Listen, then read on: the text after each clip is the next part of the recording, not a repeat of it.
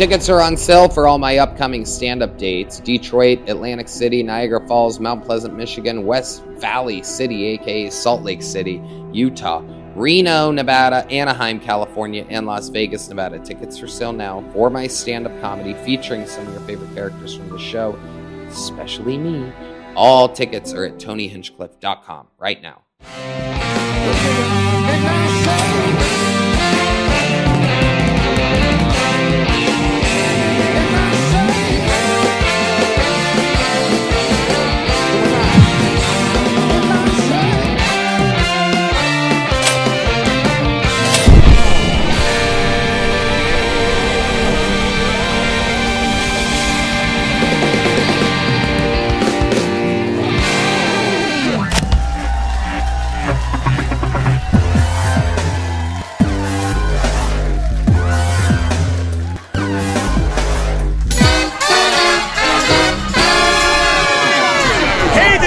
Coming to you live from the Comedy Mothership here in Austin, Texas for a brand new episode of Kill Tony. Give it up for Tony. Let's go!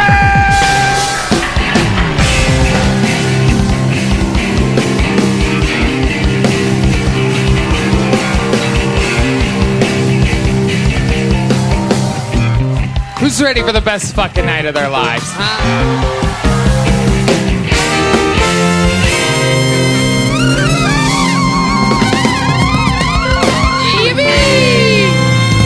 For Brian Red Band, ladies and gentlemen. And indeed, one more time for the best damn band in the land. That's the Kill Tony Band, everybody. Brought to you by Vaya and Blue Chew. That is indeed Grooveline Horns, Fernando Castillo, Raul Vallejo, and Carlos Sosa. Nachos Belgrande. That is Big Mike, Michael Gonzalez on the drums. They came here all the way from the Gulf of America to be here, that fucking side of the stage. How exciting. Officially changed on Google just an hour ago, everyone. I'm here to proudly announce that bay is now the Gulf of America. That's Matt Muelling on the electric guitar, John D's on the keys, and D Madness on the bass guitar. How about one more time for the real Marcus King that was just up here, huh? One of the best musicians in the world, here in the live music capital of the world, the live comedy capital of the world. And we will be right back. Here's a little bit more from the amazing sponsors that made it all possible.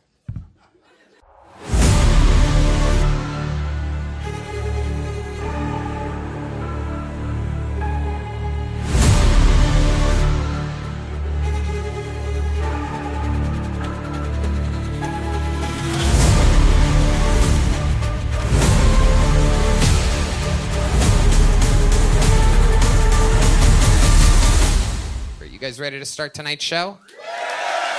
All right.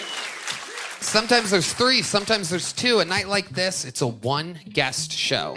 And the reason why is because this guy is truly one of the front runners already for 2025 Guest of the Year. He is one of the funniest human beings on planet Earth. His brand new debut 1-hour special is out right now. It's called Hey America. And you can find it on Matt and Shane's Secret Podcast YouTube. Ladies and gentlemen, make some noise for one of the funniest human beings in the world, James McCann, everyone. Here he is. James. Right here. James McCann, everybody. Fresh off of being the guest in an arena on New Year's Eve here at the H-E-B Center. Are we going to address that during the commercial break, that was the most insane and rowdy back and forward? Why would we address that? Because it was during a commercial break, James. You could have said anything just now and it would have been better than, can we acknowledge? It's worth coming to the show and not watching it online because that was a full, that is true, weird situation in the commercial break. It's a sold-out show every week. But yes, that's a good lesson. Found out you loved antiquing. Yeah, wow, that's true. You think you can just bury that you love antiquing and we're not all going to want to talk about it? We all love antiquing. When you're a millionaire, you're going to be into antiquing too, Boy. James. It's fun to buy old baller-ass shit in the middle of Texas. Let me tell you. You wouldn't know you had a Tony, futon. with all the gay rumors floating around, was quick to kibosh his love of antiquing. I'm out. It's no longer a rumor. I'm out. You would be such a good Antiques Roadshow host as I well. want to. It's Yes. worth nothing. Get him out.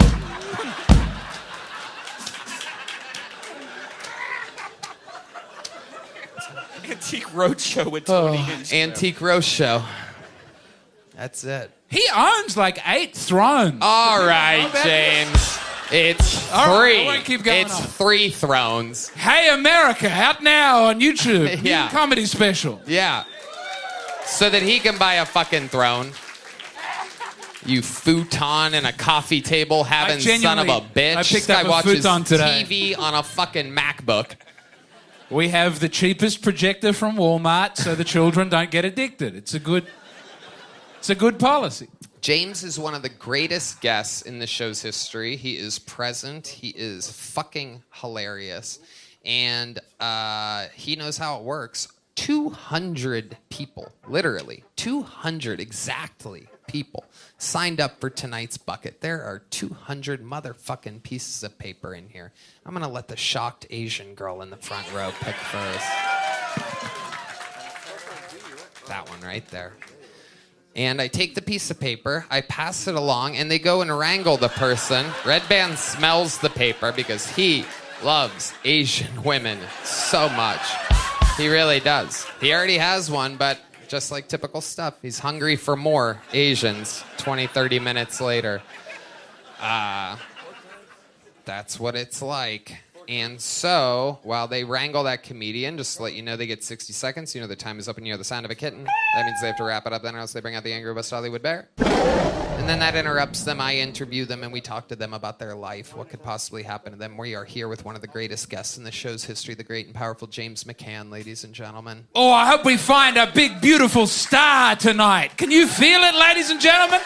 Good news. Star power tonight. Good news is we have a star of the show to start tonight's show and show you motherfuckers how it's done. Truly, undeniably, a lot of people say, including myself, that this is the greatest golden ticket winner in the history of the show. An almost 100%, 1,000% kill ratio. Here to start tonight's show, ladies and gentlemen, I present to you a brand new minute from the one and only Martin Phillips, everybody.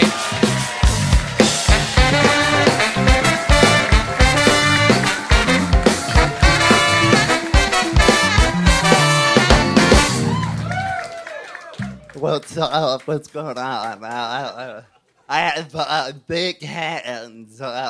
People say they're piano hands, but I don't know how to play the piano. But my hand jobs are ridiculous. I only play in forte. You know, you should see the double crescendo. You know, it's okay. And I had a card, and at the card store, it was in the sympathy section. Right next to that, it said sympathy-Jewish. I was like, oh, that's weird.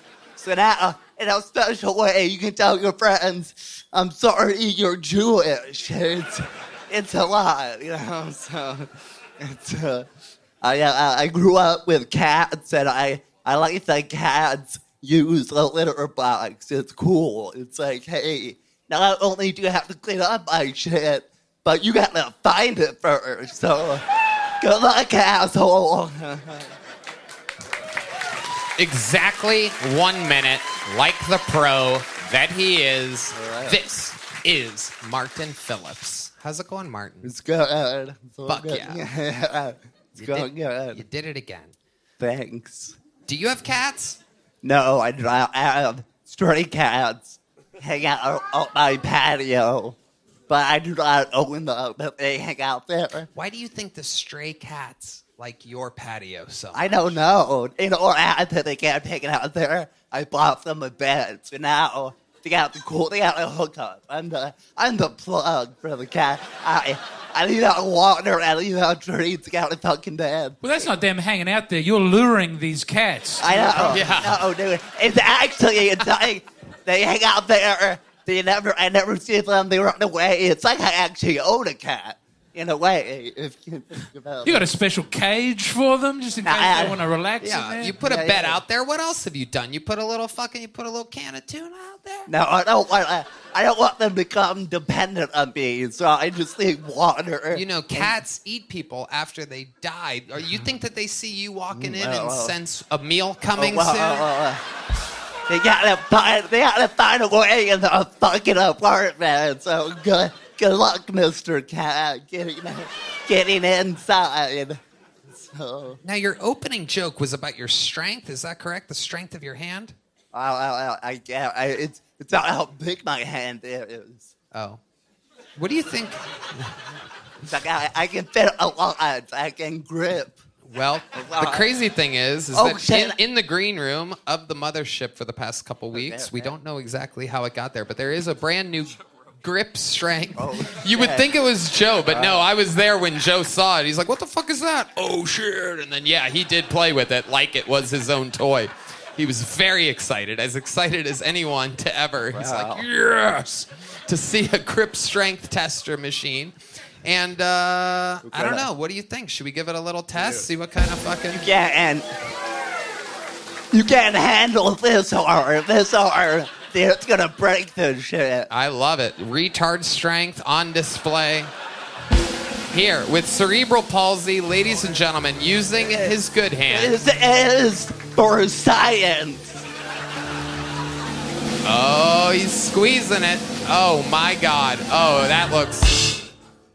What does it say? 57.8. Oh, that's actually a lot. Is it? Okay. No, it's not.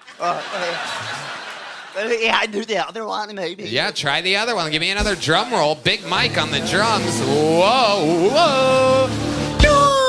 Here we go. Let's find out what happens here. It still says 57. I don't know how you clear it. Oh. Here, hit the start button. Okay, this is retard strength. Hit the start. But what are you doing? Calculus over there? Hit the start button. Okay. This fucking guy's using it like it's a goddamn calculator. Okay, we can start over. Okay. It's like a Jewish guy on tax day over here. What do we got? Wait, I don't know what This fucking guy. Unbelievable. Shit. Unbelievable. Okay, wait, I think I got it. I swear to God. I swear to God. All right, here we go. All right. It's going. Okay. What do we got, Martin? You only have to squeeze it once. It's 50.4. Wow. Unbelievable. Grip strength. James, you going to show us what you got over here? Okay, but what I'm going to say will sound very racist, but it's not. That was nothing. That was 96. The important thing... no, I saw this on... I'm disabled, asshole. No. It's All right, tough. look at that. 111. It's from antiquing, you it.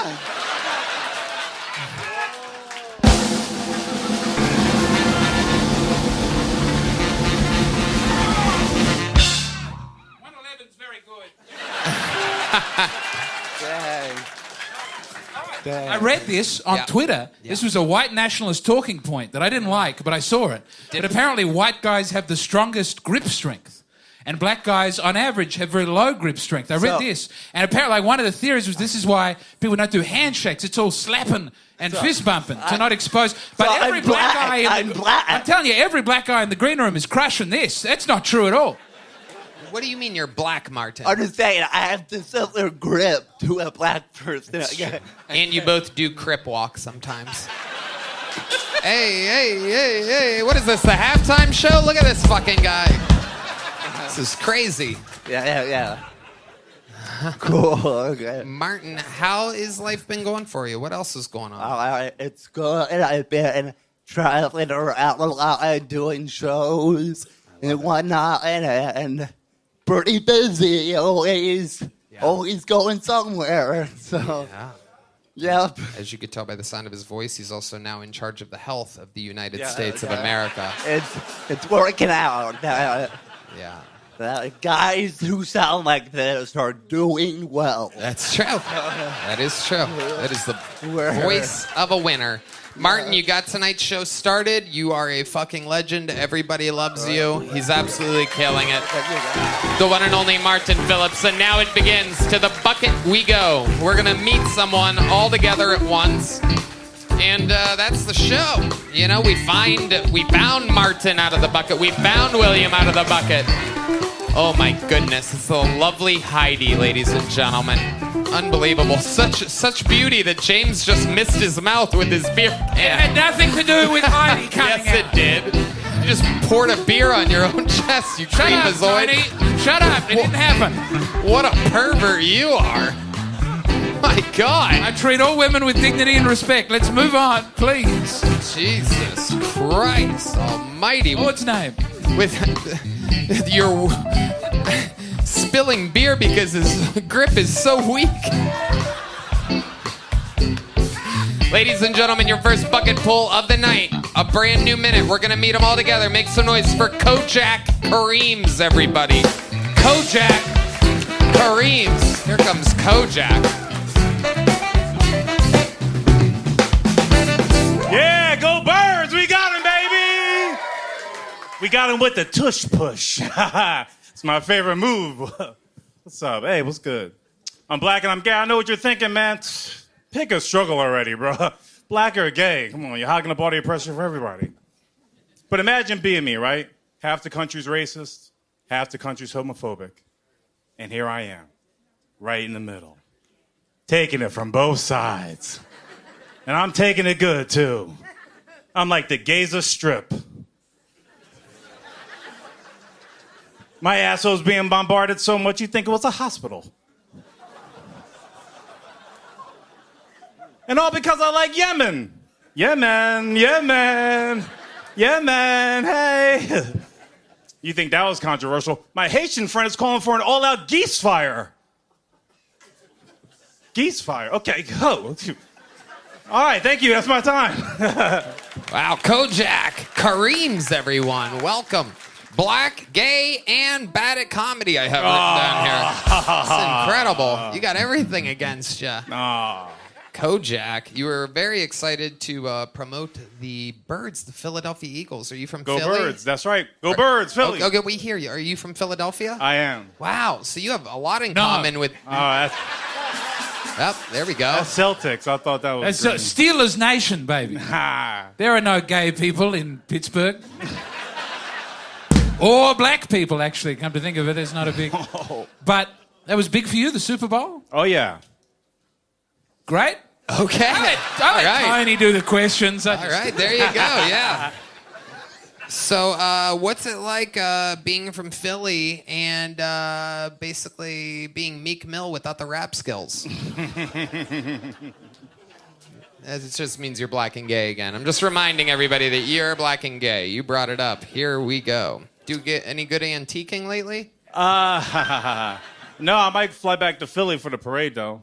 You're going to go back for the parade? Yeah, maybe post up in the Target. Do you go? I'd imagine you fly for them around. to- Oh, you go ahead. Go ahead. Must have something up your sleeve. One big punchline coming up. What is it? Go ahead. Do you fly a lot to different parades? See, it's fun when the comedy stuff. Anyway, what do you do for work, Kojak? I'm a waiter. Oh yeah, what are you? Where are you waiting at? A fancy steakhouse here in the city. Okay, very good. Absolutely. How long you been doing that? 3 years. Okay. Must be a big steak. Tomahawk. What do you mean? She's been cooking that steak up for 3 years. Must be huge. Why, that wasn't worse than geese fire. It wasn't worse than geese fire. You are correct.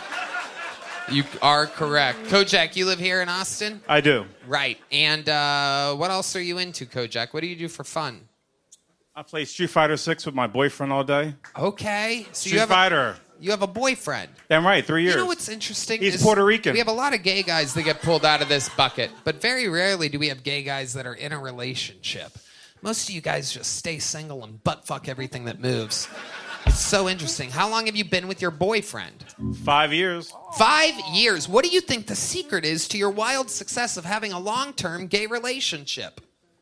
We play video games together. Oh, wow, yeah, you guys put the gay in games. Wow, so you guys just play video games and fuck. That's right. Sounds awesome, actually. Yeah, it's amazing.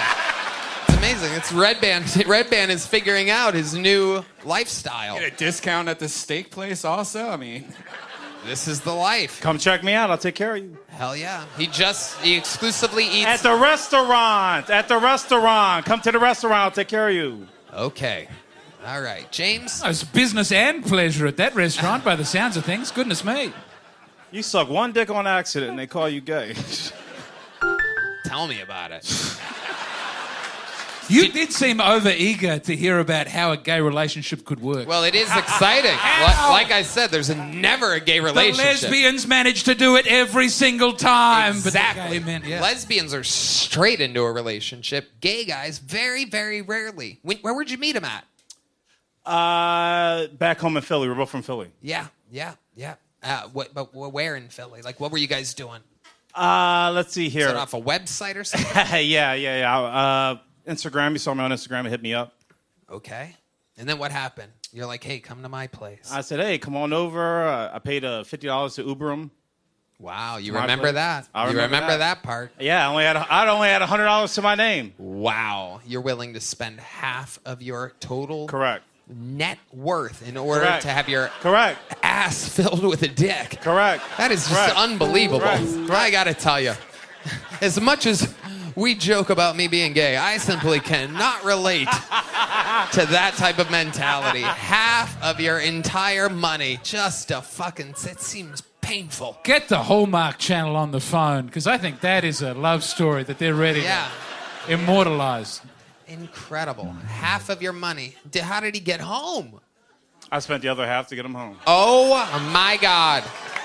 Oh my God. 5 years we've been together. That's love, baby. Oh. That's my love. That's real love. God. Okay. Okay. And he doesn't drive. I drive him to work back and forth every day. Oh, so you're the bottom? He's younger. He's Puerto Rican. Okay, yeah. Okay. Since you made the joke, he takes out the trash every night. I bet he does. Every night. So you have a younger partner who doesn't drive, who you financially take care of. If you make some very small changes, the Muslim world is going to embrace you. What is your ethnicity? Kojak Kareem's? Ancestry says that I am 70% black and 30% Scottish. Whoa. Wow. Look at that. Those are the numbers. What do you think? Our senior Scottish correspondent, James McCann, is here. No, it's just to get those numbers, you'd have to have that happening repeatedly. It just seems like a weird combination to happen through the generation. Am I wrong? No? No, 50-50, you'd go, I understand that. 75-25, even then, it kind of checks out. 70-30 is, it's got to have happened like 4 times in different ways, back and forward, black and Scottish. He's mostly black. He's like Travis Scottish. All right, well, Kojak, anything else crazy we should know about you before letting you go? Let's see here. I got kicked out of Bible college.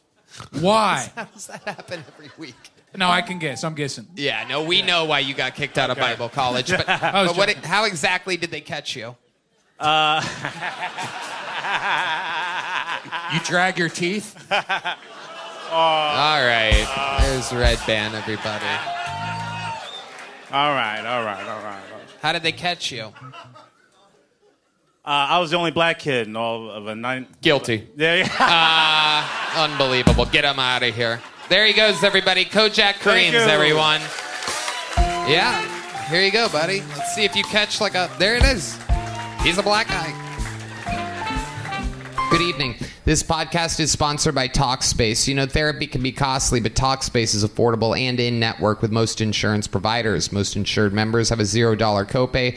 Talkspace, the leading virtual therapy provider, makes getting help you need easy, accessible, and affordable. Red Band. That's right, Tony. I love Talkspace. I think they're providing some of the best mental health treatment out there. There's no doubt about it. Talkspace therapy and psychiatry are covered by many insurance plans and many employers. Most insured members have a $0 copay. You can easily sign up online and get paired with a licensed provider who will fit your needs well, typically within 48 hours. You can always switch providers at no extra cost. Talkspace makes getting help convenient because you can make your appointments from the comfort and privacy of your own home. You can even talk it out between sessions by sending text, video, or audio messages to your therapist. As a listener of this podcast, you'll get $80 off your first month with Talkspace when you go to Talkspace.com/Tony and enter promo code SPACE80 to match with a licensed therapist today. Go to Talkspace.com/Tony and enter promo code SPACE80 to get $80 off your first month and show your support for the show. That's Talkspace.com/Tony, promo code SPACE80. All right, your next bucket pool goes by the name of Jenna Sparrow, everybody, or Jenna Sparrow, perhaps. Here's Jenna, everyone. Make some noise for Jenna, everybody. Hi, everyone. Did everyone watch the Super Bowl? Yeah? It's like the Christmas of sports, right? I think it is. Actually, we don't celebrate football at my house. Here's a joke that I wrote about my experience dating an NFL player. How can you tell the difference in between a girl that just fucks an NFL player versus a girl that actually dates an NFL player? It's where her bruises are located. Like fun places or like, you know. That's how you know he loves you, right? Every time I hear a guy say that dating is hard, I'm like, trust me, it could be harder. Try wearing a turtleneck in July. That's very difficult. Okay. No, I have this thing about me, like, if I love you, I'll put up with anything. It's called a Nicole Brown Simpson attachment style. Attachment style. That's the clinical term, I think. Thank you. Thank you, guys. Jenna Sparrow. Hi, Jenna. Tony, how's hey. it going? How are you? Good. How are you? I'm fantastic. Hi, guys. Hello. Hi. Welcome, welcome. James? You do an art podcast. Yeah, I do. I do an art history comedy podcast. Yeah, called The Bad Art Show. Yeah. How do you know that, James? She said she would have me on, and then she never got in contact ever again. Whoa. I'm working on it. Oh, my goodness. You're excited to do this I think I have interesting things to say about the post-war period. Yeah, tell us. What's interesting? Tell Western us. civilization falls apart. Yeah. Man's inhumanity to man. No? Anyway, it's probably not good on a comedy podcast to talk about that, but... No, you know what I'm talking about? You go to a museum, you go to the art museum, and, like, you walk in, and it's all great. It's all, like, Greek stuff. Wow. Medieval paintings of little naked children. That's really good. And then World War I happens, and it's just fucking nothing. I think we know exactly what topic we're going to cover with you. Yeah, you like anything post-war? I've got a whole plan. No, I hate it. I'm saying it's bad. No, we're going to have you on to talk about how much I you hate cannot wait to listen to this podcast. I'm going to get one of the deepest sleeps that I've had in such a long time. I'm so excited to hear you guys talk about art on walls. Derp. Did you know that the Bean was built in Chicago in 1974? Derpity derp. All right. If that art is a couch, though, Tony will talk about it for years at a time. Yes. Nothing better than listening to people talk about art. It's a comedy. Oh, okay. Well, it's a shame your set wasn't. Oh. If it's as funny as your 60 seconds, oh boy, REM sleep is amongst us. Jenna, how long you been doing stand-up? Almost 4 years. Almost 4 years. Where at? LA. I started in LA. Okay. Okay. What do you do for a living? Art podcast. Art comedy podcast. That's what I do. You make a living doing that? I make decent money doing it, yeah. Wow. God, that is anybody can do anything nowadays. It is absolutely incredible. I love it. What do you do for fun, Jenna? Well, I'm sober now, so not that much. What'd you do? I come here and put myself in front of you for fun. This is What fun. did you do to? What did you do to where you needed to get sobriety? How did you know that you had hit bottom? Ooh, slow burn. I think being an alcoholic at 15 was probably the first sign. Holy shit! How long? What made you start at 15? I'm from Florida. I feel maybe I should have done that material. You guys would have connected more with it. Do you remember what your first drink was? Ooh. Mine was a Lynchburg lemonade made by Jack Daniels. It was pre-bottled alcohol, and my older brothers let me have one when we were frisbee golfing in Columbus, Ohio. I think I was 13 or 14, maybe 12. And I liked the way that it made me feel. Yeah. We shouldn't all just celebrate our first drink, but I remember my first drink. It was great. It was a vodka cruiser. Do you have those here? No, what is that? It's like vodka and pink lemonade. It's a very girly drink. Ooh. Yeah. Yeah. Yeah, I don't know. Girly drinks are how the party starts. Red Band, what was yours? A bowl of mashed potatoes? It was Old Milwaukee. Old Milwaukee. Wow. In Chile.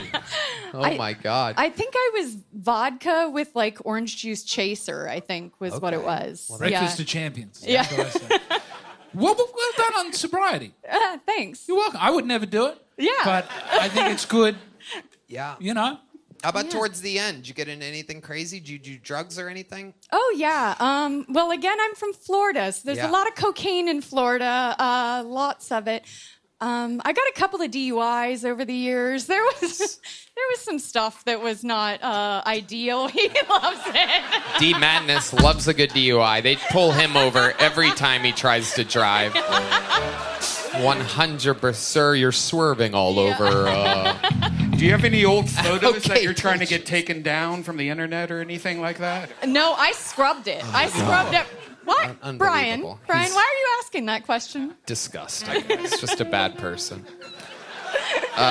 Jenna, tell us more about your life. What else would we find interesting about you? Well, you hate art, so I'm not sure you're going to find anything about that interesting. Okay. What else other than the art podcast?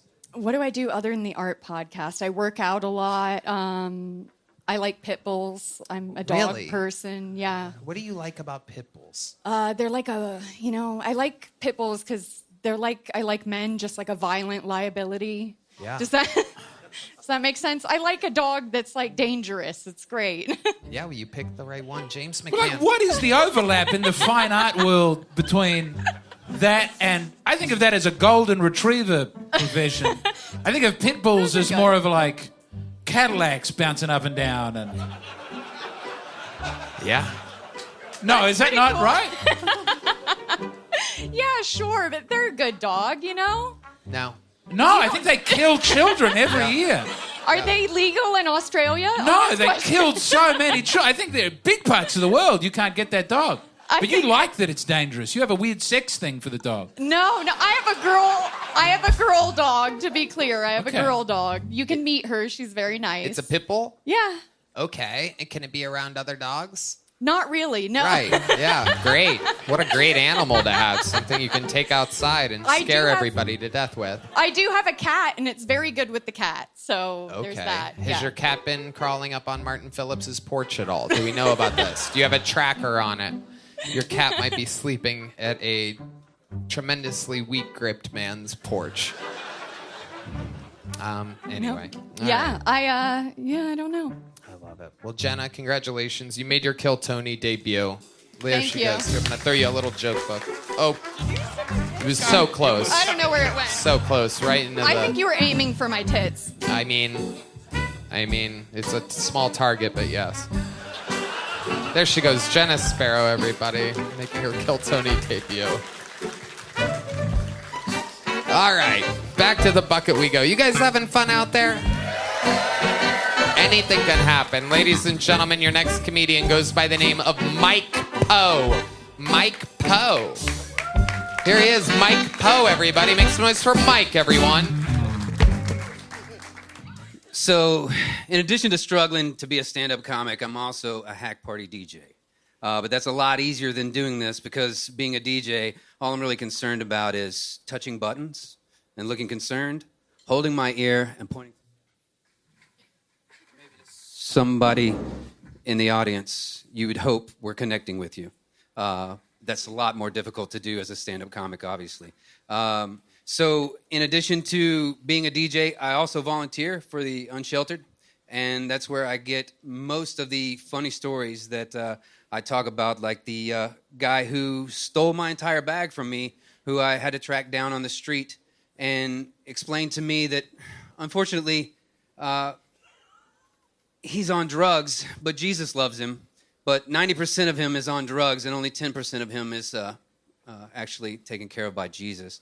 I really, really thought that I was gonna come out here and have a little bit better of a story to tell you about these guys. Sorry, I apologize for that. I really should have been on point here. Okay, wow. Holy shit. Oh my God. You made Jenna Sparrow look like a fucking Richard Pryor up here. Good Lord almighty. Just talked about nothing, but you looked hip. You're like an old guy that seems hip.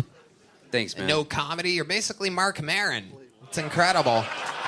And you just kind of dress like you're younger. You look kind of cool. And then the words coming out of your mouth are just boring and nothing and complainy. And I do this, I do this for a hobby. But did you make that extremely scary noise happen halfway through the set? Because if you did do that, that would be very impressive. Oh, I wish, brother. Okay. I didn't do anything impressive. There was something that happened. Hey, you look after the unhoused, which is not a word I would usually use. But wait, what are you talking about? He said he looked after the unhoused. What do you mean by that? He means bums. He means street bums. Where I come from, I volunteer to help the unsheltered. Where do you come from? Little Rock, Arkansas. Little Rock, Arkansas. Okay, and you still live there? Absolutely. Well, I'm working on moving here part-time. Why do you want to move here? Because I'd like to be better at this. Okay. We don't know if we can help you. It's a tough situation. Not everyone has the open. We lock the gate sometimes here. For sure. No, how long have you been attempting stand-up comedy? I've done a couple dozen open mics in the past couple of years, and I did a couple dozen about a decade ago. Wow, you look like you'd be funny. You have the glasses. You have a red beard. You're like Thanks, James McCant. See what I did there? I would never. That was all right. James McCant. I believe in you, but step off the look. Step off the what? Don't you bite my style, friend. How old are you? Look. 52. 52. Wow. Yeah. Boy, You are a great 52. Thanks, man. No, he's not.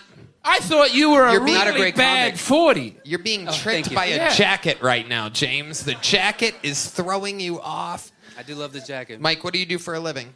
I'm a DJ, for real. A real DJ in Little An Rock? event DJ, yeah. An event DJ in Little Rock. And you do that for a living? Yeah, for 14 years now, nothing but. Wow. And MC, I think sponsors more than tell jokes. I'm just like a host. Okay. What types of things are you hosting exactly? Lots of festivals. Like in Arkansas, we have like a cornbread festival, or we have like a beer festival. Can you give us an example or we of have, how you would host a cornbread festival? Like some things that you Okay. said. Look out there and pretend like you're hosting the cornbread festival. Go right ahead. Okay. Hey, everybody. Y'all, welcome to the 14th Annual Cornbread Festival. I'd like to thank everybody for coming out here tonight.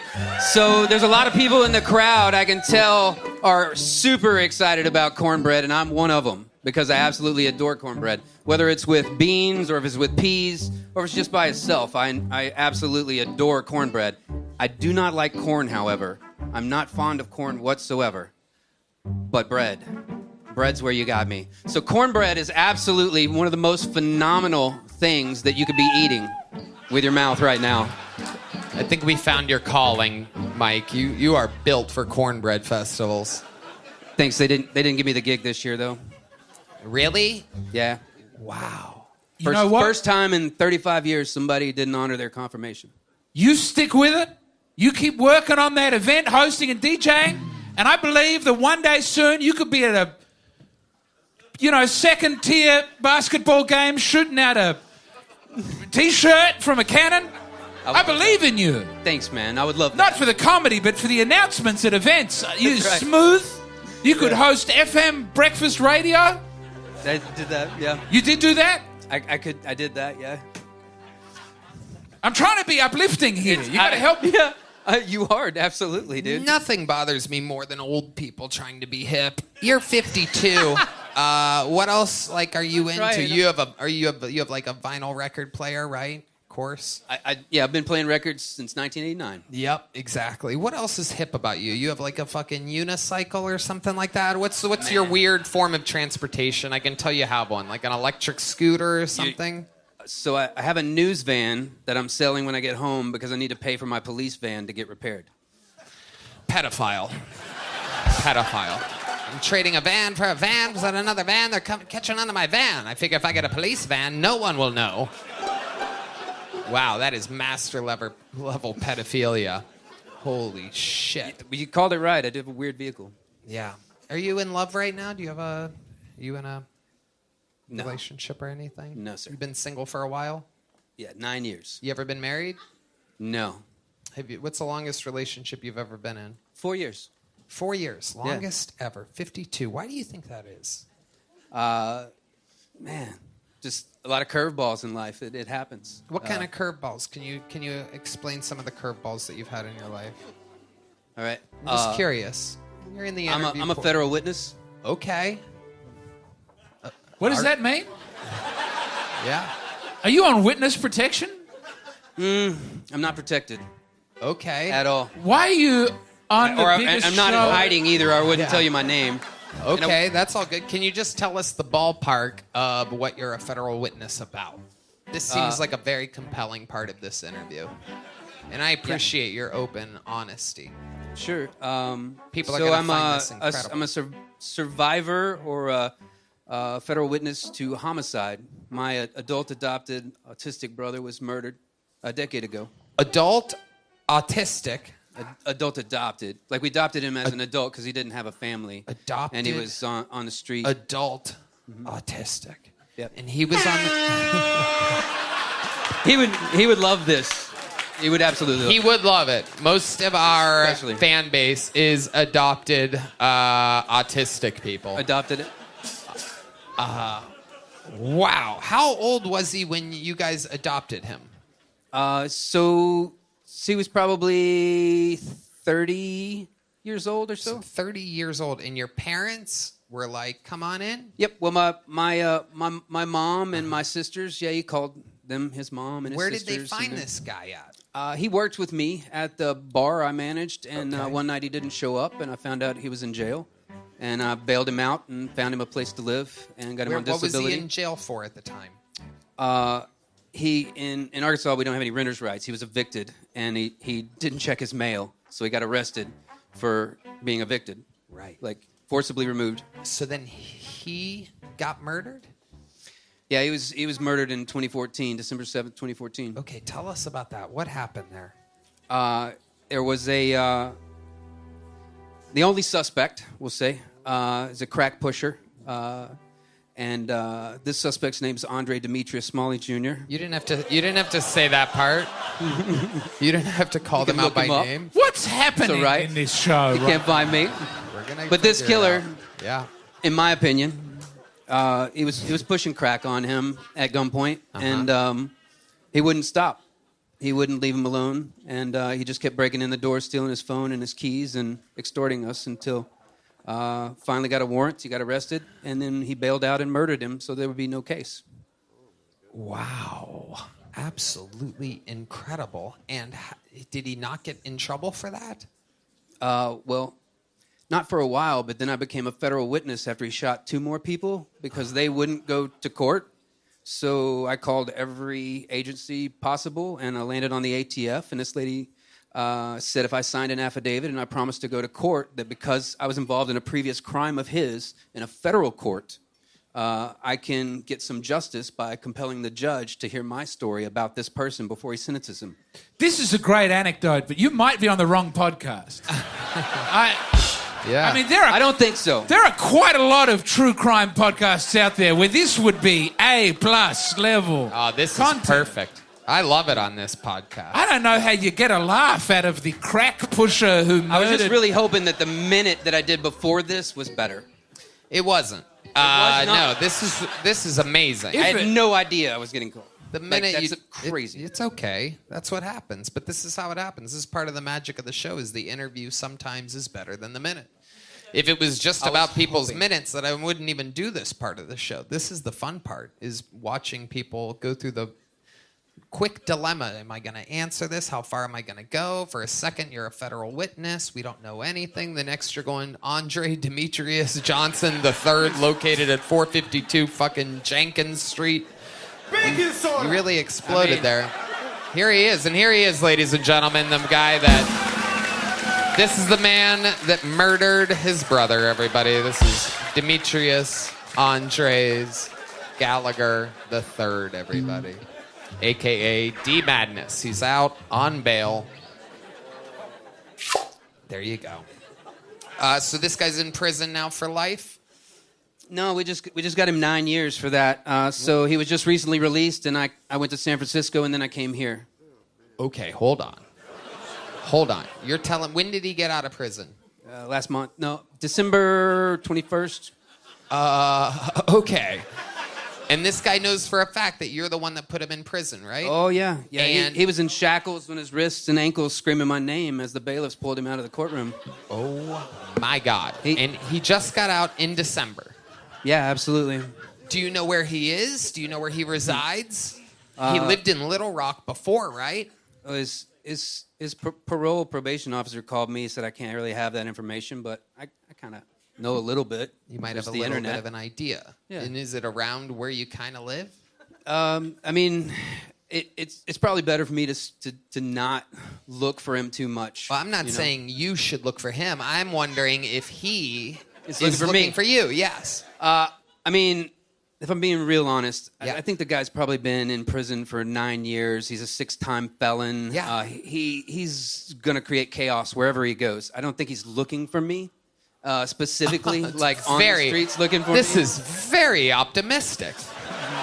But you see that I'm not in my city Right. as well. Like, I don't want to run into him at a Kroger or at a stoplight or, NA meeting or wherever. You go to NA meetings? No, I was just making some shit up. But, Okay. But I don't want to run into him anywhere. Right. Honestly. Right. Like that's not somebody I want to see. So I just decided to move. You decided to move from Little Rock. Yeah. Right. And, okay. Wow. That's all so interesting. But you just called him out on a podcast that is aired out everywhere. Sure did. I called him out in court, too. Yeah. There you go. Well, we've got to get him on the show for a right on reply. And here he is. Mike, here's a little joke book. Just don't tell my mom. Okay. She might find out. Wow. It's all good. You're good. Mike, This is a very popular show. Do you Mike know this Poe. is a very popular show? There's no way he's watching. well, but he might get told. I would love that. You would love that. Absolutely. Well, we all have to make our decisions and stand by them. We do. And it was a pleasure having met you. Thanks, man. There he goes, Mike Poe, awesome. everybody. On to the next Thanks, one Tony. we go. Thanks, Brian. There goes Mike. It's unbelievable, the people's stories that we get out of this show, out of this bucket. There he goes, everybody. There he goes. Anything can happen. That guy could be right in the alleyway right now. I mean, geez Louise.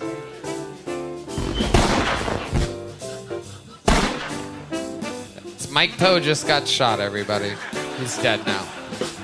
Hi, this podcast is sponsored by Shopify. When you think about businesses that are selling through the roof, like all birds or skins, sure, you think about a great product, a cool brand, and brilliant marketing. But an often overlooked secret is actually the business behind the business, making selling simple. For millions of businesses, that business is Shopify. Red Band. Tony, nobody does selling better than Shopify, home of the #1 checkout on the planet. Yeah, that's true. That's right. Red Band. And the not-so-secret secret? Shop Pay, which boosts conversions up to 50%, meaning way less carts are going abandoned and more sales are going. So if you're into growing your business, your commerce platform better be ready to sell wherever your customers are scrolling or strolling on the web in your store, in their feed, and everywhere in between, because businesses that sell more sell on Shopify. Upgrade your business and get the same checkout that Skims uses. Sign up for your $1 per month trial period at shopify.com/KillTony, all lowercase.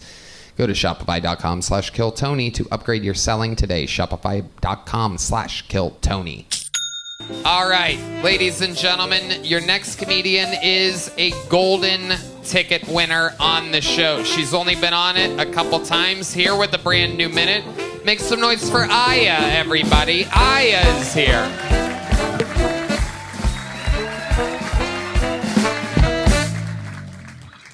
My mom's Muslim, but she still likes to have a good time with me. So sometimes we'll go out for mocktails. And she'll always order for us. She'll be like, hey, waiter, 2 virgin mojitos, please. And I always have to secretly find him and be like, hey, dude, leave the cum in my drink.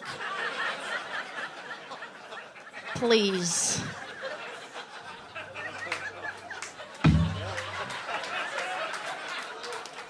Please.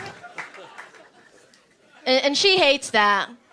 She thinks I'm a slut. She thinks I'm a slut because I don't carry pepper spray. She thinks I'm making it too easy or something. But I have a cousin. She's intersex. She was born with a penis inside her vagina.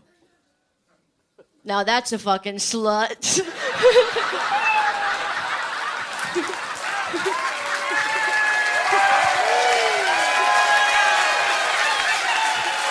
Oh. Absolutely unbelievable. Yeah. Aya has done it again. One of the funniest jokes of the night so far, making fun of your own dear sister. No, cousin. Oh, cousin. All Yeah, right. but she is like a sister to me, you're right. There you go. Or a brother, depending on... yeah, she can do it all. Yeah. So that really happened? Oh, no, I made that up. Perfect. Great premise. I love it. Yeah, but my cousin, she told me she was born with her vagina, like, locked. Ah. So... Wow. Are there any safe crackers out there? So they had to, like, cut it open and stuff. Yeah. So- And there was a whole vaginal hole on the other end? Yes, It was there just kind of was. sealed off. Yeah, it was sealed like yogurt or something. That's got to be that's like a Muslim parent's dream, though. Yeah, right? it is You don't funny. have to go and get the village woman to come and do it for you. You just... Yeah, it is nice. Let Yeah. your husband open it up for you. Hell yeah. It's cute. Romantic. Absolutely. Get the party started. It was so funny, I forgot that we heard a story about a federal witness, which I really thought would stay with me. That's actually pretty sad. That's scary. I don't want to talk about it anymore. Yep. It was there wasn't a vagina locked up there, and it was a human being. Yeah, imagine they put him in there. They put him in her... No, I'm sorry. But yeah, good to see you. Yeah, absolutely. Naturally funny, ridiculously likable. How's life going, Aya? Tell us about it. It's good. I just had a birthday party this past weekend. Oh, that's nice. It was so lit. My mom, I was like making pizzas for my family, and my mom made okra pizza. It was so cute. Okra pizza? Yeah, like it wasn't even on the menu. Yeah. But she just made okra, and she was like, I want it on my pizza, put it on my pizza. And I put it on her pizza, and it was good. Wow. That is just an absolute Muslim party if I've ever heard it before. Mm-hmm, yeah. Okra pizza. And then how else do you celebrate a birthday?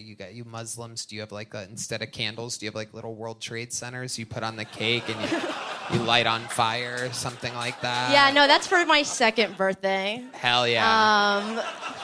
I'm older now. I don't even think I'm supposed to celebrate birthdays. My parents are bad. Like, they're sneaky. They let me do a lot of things. They be like that. They be like that. They're cool. They're chill. They're not. Yeah. They're not at all. Very, very strict, tough, No. demanding. Not like that. They're just like, they're just foreign. That's it. I don't know. Like they just text me spam message. I don't know. Like my mom texts me prayers all the time. Like I'm God.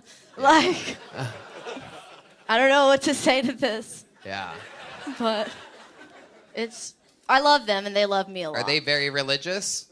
Yeah, but I think it's good for them. What do you mean by that exactly? It's like it gives them peace of mind. Yeah. And everyone wants that. And so. it stops them from doing terrorist attacks or something. They don't have that urge. Surprise! No. I have like my bloodline. Yes. Our blood is really nice and sweet. Okay. Other people come from different bloodlines. Like who? Name a race that comes from a different bloodline. Okay. No, it's not even a race. Right. I think it's just They have filthy blood and you have the pure blood of the... No, I just have sweet blood. Sweet blood? Sweet blood. Like mosquitoes like it. Oh, yeah. Yeah. Red Band, you're a vampire. What do you think about all this? No, she's saying she has a good family. She's she likes to get choked and stuff. Oh, there you go. There's some of that. Yeah, I'm trying to be nice to them. Wait, do you come from a fancy bloodline? No. I come from, like, regular people. Like, I'm not, like, royal or anything. Are you Persian? No, I'm Moroccan. I'm African. Oh. Yeah. Well, that's filthy, evil blood. No, it's not. I don't know. I'm just kidding. I'm just having fun. I can tell by people's eyes their bloodline. Like Tony, you have very blue eyes. Uh-huh. And that's not royal. That's like peasant. Yeah. That's peasant eyes. Yeah. And but I have black eyes, so I don't know. They're kind of scary. This is like word for word a conversation I had with an Indian cab driver once. That's... Really? What's in my blood? Yeah. I don't know. I'd have to check it, but... Look at James's eyes. Tell him what he James's is. eyes are like regular. Like, you're just like one of the people... So wait, I'm just a fucking peasant over here? No, just your bloodline, your eyes. This doesn't make any sense. This is why nobody likes Muslim people. That is not true. I don't know. Wait, does Donald Trump like Muslim people? Of course he does. Okay. No, because my Muslim people like Donald Trump. Yeah. They because he's like the first president who doesn't have like a dog in the White House. Yeah. They Muslims don't like dogs in the house. It's true. He doesn't play games like that. Yeah, angels are back in the White House. That's right. What do you mean? Wait, what do you mean by angels? So, like, if you're like Muslims believe if you have a dog in the house, then the angels get scared and leave. Wow, that is unbelievable. I just learned so much about. That's crazy. What a fake religion. I mean, I'm sorry. I'm sorry. Who could look into the eyes of a sweet, beautiful dog and say, angels hate you? They're just scared. Catholics would never do that. We've done other stuff, but we would never make that. We would never make that particular mistake. I'm sorry. We need to go back and take over the Holy Land again so that dogs can run wild and free through the streets. No, we want them on the streets. They're good on the streets. Yeah, that's where we want them. Street dogs. Street dogs, yeah, like the street hot dogs, but they're alive and they're walking. Yep. And not for sale. That makes sense. All right, an unbelievable new minute. We fucking loved it. So thank you guys. One of the young rising legends of the show.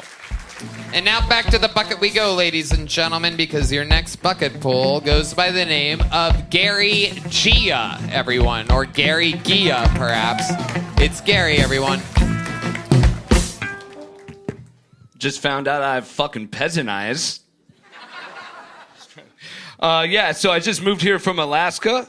Yeah, what the fuck is right, dude? I never understood why people would have sex with animals. And then I moved 99 miles away from the closest Hinge profile. Can be checking out this salmon like, oh.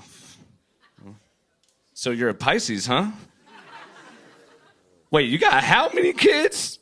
You got... Kind of smell like my ex-girlfriend. Yeah, but I love my ex. I love my ex because we had chemistry, you know? We knew what we liked. We loved rough sex. So I agreed when we're in the bedroom that our safe word is the N-word. No, because I won't even say that shit behind closed doors, man. You know, like fucking anything goes, baby. You know, like it's a terrible word. I obviously shouldn't even joke about it. Every time she said it, I just slapped her again, just... You know, I'm about to be 40, which is cool. This old lady, she's told me that I had a very nice skin complexion. And I was like, you want to know my secret? Omega threesomes. Wow. Holy shit. We have some real fucking... Some unbelievable bucket pulls here tonight. Gary, how's it going, Gary? Dude, if I had a tail, it would be wagging. I am so happy to be here. You're happy still after that performance? Oh, god damn it, yeah. How long you been doing stand-up for, Gary? Well, funny you should ask, Tony. I started maybe about like 7 or 8 years ago, and then I bombed really bad, so I took a break. So I've been doing it for about 2 years altogether. So you did it 7 or 8 years ago, and how long did you do it before that big bombing? About a year. About a year, yeah. And then you bombed so hard that you took a few years off. What happened during that bombing? How bad could it have been compared to what the fuck we just saw? God damn it. That your tail would be wagging about.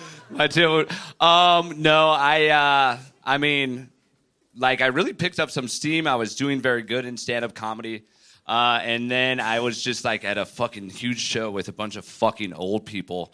And now I was talking about having sex with, like, kids and stuff, which is still not funny. No, it can be. It can be funny. It can be funny, but it wasn't done that well. Right. Okay, Gary. Are you gay? No, I get that a lot. No shit. Yeah. Fucking A. Yeah.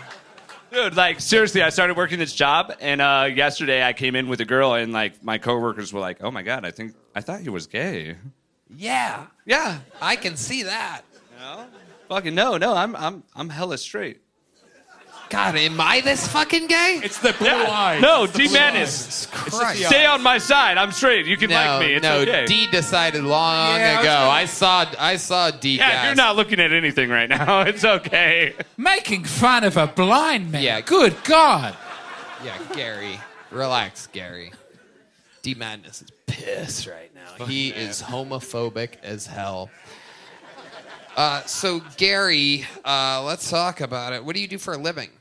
I am a restaurateur, so I work at restaurants, but I do, like, high-end shit. I'm not, like, some fucking selling mozzarella sticks and chicken wings and shit, you know? So. Whoa! Whoa! Why you look over here when you said that shit? Cause I'm trying to figure the... Oh. All right, Gary. So you're a restaurateur. So do you own a restaurant? No. I am a server at a restaurant off of South First called Nomade, which does, like, Yucatecan-style food. It is quite fantastic. Like What the kind video of game? Sorry? No, what did you say, Tekken? So, like, the Yucatecan Peninsula by, like, Guatemala, people all my size. But it's, like, yeah, it's a different style of Mexican food. Okay. What do you do for fun, Gary? I'm into, like, backpacking, nature, and shit like that. I like to play high-stakes poker on, like, LSD, on, like, very small amounts of fucking hallucinogens, and then play very high-stakes poker. Nope. You're good at it? Yeah, dude. Fuck yeah, dude. I played the World Series of Poker on, like, 4 hits of acid. And how did that go for you? Not good. Okay, but when you have done good, what's the best you've ever done at poker? Yeah, so the most I won in, like, one hand was $32,000. What's the most you've lost in one hand? $16,000, almost about half of that. Yeah. Right. Overall, in your Texas Hold'em or poker playing life, how far up or down do you think you are? I'm definitely over 100K. Up. Up, yeah. Wow. Absolutely. That includes the buy-ins for these tournaments and everything. Yeah, no, Are you 100%. sure, or are you just tripping on LSD and you think you're doing good? No, this is the highest I've ever been, but I'm sober. But yes, like you can track your stats online. You could look my name up online, and I have like results like about like a year ago, 2 years ago. I took first place out of 643 people, and I won $28,000. All right, Gary. Oh fuck, dude! Like that's. Do you still live in Alaska? No, I moved here about 3 months ago. What made you want to move here? Pretty much like stand up. This show, you know what I mean? Like this is a fucking mecca of comedy. This is great. You know, we're fucking up big time. We are fucking up. This is not going how I fucking did on my vision board. This is not great here. Wow. You know, I thought it was great. Oh my God. Can we spice this up? Can we spice this up? My vision board said it was gotta go better. Jesus Christ, Gary, you make me look like fucking I don't know, someone tough. Somebody real tough and manly. Yeah, you make me look like Freddie Mercury. All right. Okay, Gary, tell us something interesting about your life. You have your entire life to reference here. Something that's happened to you. Bro. Something that maybe formed, or tell us how you ended up the way you are. Yes. Well, I was born this way, but I have so many fucking stories. Right? I got stories out the fucking ass. Like I've seen. I bet you have stories up your ass too.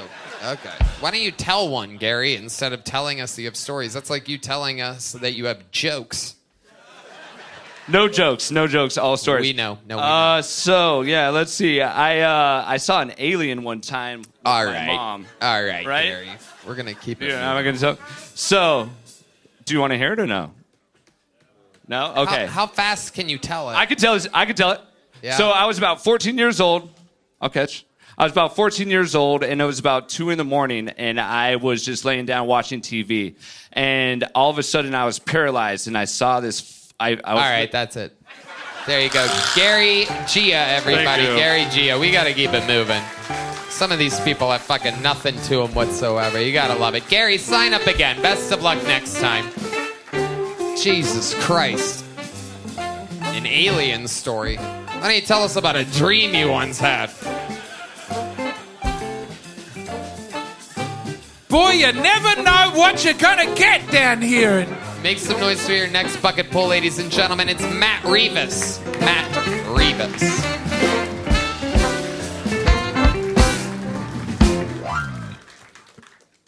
Hey, my name's Matt. You guys ever met a Mexican Jewish person before?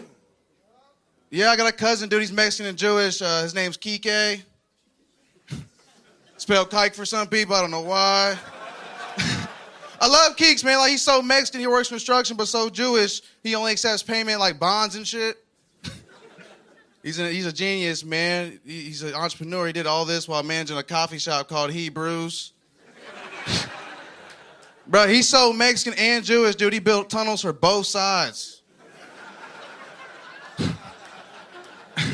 Imagine a narco with a gold gun and some pigtails. Jesus Christ. I love Keeks, man. Keeks is dope. Keeks is chill as fuck. You know, we're older now, you know. He's an idiot. I tried to ask him about his whole take on the Israel thing. You know what he said? He's like, oh, yo, Israel, yeah, in the back right now, he's making tortillas. Yeah, man. You know, man, I'm a simple man, you know. I'm gonna end it there. I'm done. Matt Rivas talking about his Mexican Jewish. Was it a cousin or a friend? What'd you say? Just a cousin. Cousin. Is it real? Nah, man, it's just a bit. Right. How long you been on stand-up? About 3 years. 3 years. Where are you from? Here from Austin. Born and raised? Yes, sir. Wow. What do you do for a living? I work at a smoke shop. Okay. Yeah, here in town, right down the street. Okay. Yeah, that's How long you been doing that for? Actually, I'm about to start tomorrow, man. You haven't even started yet. Absolutely incredible. Did they know that you're going to start working there? Yeah. Actually, I talked to them today, smoked a blunt with them. They're like, you're hired. Yeah. I was like, oh, really? I was like, that's it? Amazing. When's the last time you had a job before tomorrow? Like a week, man. I got fired on my day off like 2 weeks ago. You got fired on your day off a couple weeks ago. What was that job? It was I was a server at this waffle shop. Okay. It's not Waffle House, guys. Right. No, the Waffle House, you'd be the fucking CEO. It was just a random Austin waffle shop? Yeah, I don't want to shout them out. Right. You know, it's a spot. It's like ran by a bunch of Mormons. They're cool people. They're great people. Fired me, though. Okay. What did they say they fired you for? I didn't show up for work one day. Okay. And then... That'll do it. You know how it is. You know how it is. No. No, I do know how that Y'all never is. got fired on your... Before? No, I've been Ever? fired from... Nobody's gotten fired? I've been fired that way from a lot of fast food restaurants in my time. I was at Subway. I was at McDonald's. I was at some ones you don't have over here. Like what? Billy Baxter's Cafe. It was run by Chinese people, and they wanted me to be the face of it because they thought it was weird for Chinese people to have a cafe. And there were just like 6 old ladies who would sit in the middle and frown at me. They owned it. They would just sit and frown at the fat white boy who can't be charismatic enough. Were they... Who's laughing now, Billy Baxter's Cafe? That's no, right. they went out of business. And that was in Australia? Sweet Adelaide, Australia. But I think you're a charismatic man, and I think you can do better than a smoke shop. I think you'll go further than that. Thank you, man. I appreciate that. Also, I find the smoke shop weird and disturbing. I don't like them. They're a little unsettling. They're fucking in vans all over the street, peddling marijuana to young people. Have you seen? I thought it was illegal in Texas, and they're standing on the street trying to get people high. That's a pusher. Next thing you know, they'll be murdering some guy's autistic brother. I like the set. Appreciate you, man. You're welcome. You were the first act in a long time that I wasn't worried was going to die soon or was currently tripping. That was me last time I was up here. You've done it? I'll take over. So you've done it before? What did we have you do last time you were on the show? I was actually tripping, man. I was literally tripping. Oh, you crazy player. I know. Hey, you right. Do you have a girlfriend or anything? I did. What happened? I'm not talented enough. In the bedroom? How'd you know? Come on now. Takes one to know one. No, I'm terrible. Right there. Fucking get it, bro. This guy gets it. He gets it. Was it the Billy Baxter's in Arena Fair? No, it closed down. It was in Adelaide Arcade. Why? Have they still got one there? Well, You looking at we my happen to read a Yelp review from Billy Baxter's Cafe. The food is consistently good. The breakfasts are terrific. But oh my goodness, the coffee is bad. Jesus. 2 stars. It's weak, gray, soapy, and unpalatable. A double shot results in brown coffee, but bitter, to the point of being undrinkable. Does the machine need a good clean out? Does the staff need lessons in temperature control? A weird, chubby, red-headed man in a beard greeted us, which is strange because it seemed to be owned by Asian women who angrily stared at him from the front windows. 2 stars. After all the beautiful hosting work I was doing, you do it. You stitched me up. You have to admire how long it takes Red Band to type words properly. I said, Billy Baxter Cafe Yelp. I look over, he goes, there is nothing. And I look, and he typed in Billy Bass. Literally just B-A-S-S. So we had a whole thing here. It's really tough. And then he spelled Baxter, O-R, at the end. There's a lot that goes on. It is a thankless job hosting this constantly sinking I was ship. having great fun. I know. The band plays while the ship sinks. It's the Titanic. All right, you fucking nerd. What are you? You're Mexican, right? Yeah. 100%? I'm 95. I'm a little Asian. Just Okay. a little Japanese. Little Japanese. Look at that. Barely. You see the eyes. So you love all kinds of rice, is that correct? Dude, yeah. Okay. What are your parents like? Like they're both Mexican like me. It's just like one dude. What does from, your like, dad do for work? 1800s. He works for the city actually. What does he do for the city? He's like an HR representative for like the APD and stuff like that. Oh wow, that's incredible. How about your mom? Yeah. What does she do? She works for the state. Wow, look at your governmented up family. I know, it's crazy. Right? Doing this. What else do you do for fun, Matt? Smoke weed. Oh, it seems like a thing. How old are you? 24. 24, that makes sense. About to turn 25 in a few months. Well, yep, that's how age works. I know. You'll never believe what happens after that. Oh. Another birthday about a year later. Fuck. Yep, just a few months. All right, well, nothing else crazy about you, Matt? I'm getting a feeling that I'm close to finding something out, but I'm not asking. You ever been arrested? Me? Nah, I haven't. Me? You don't get that very often here. Wait, who, me?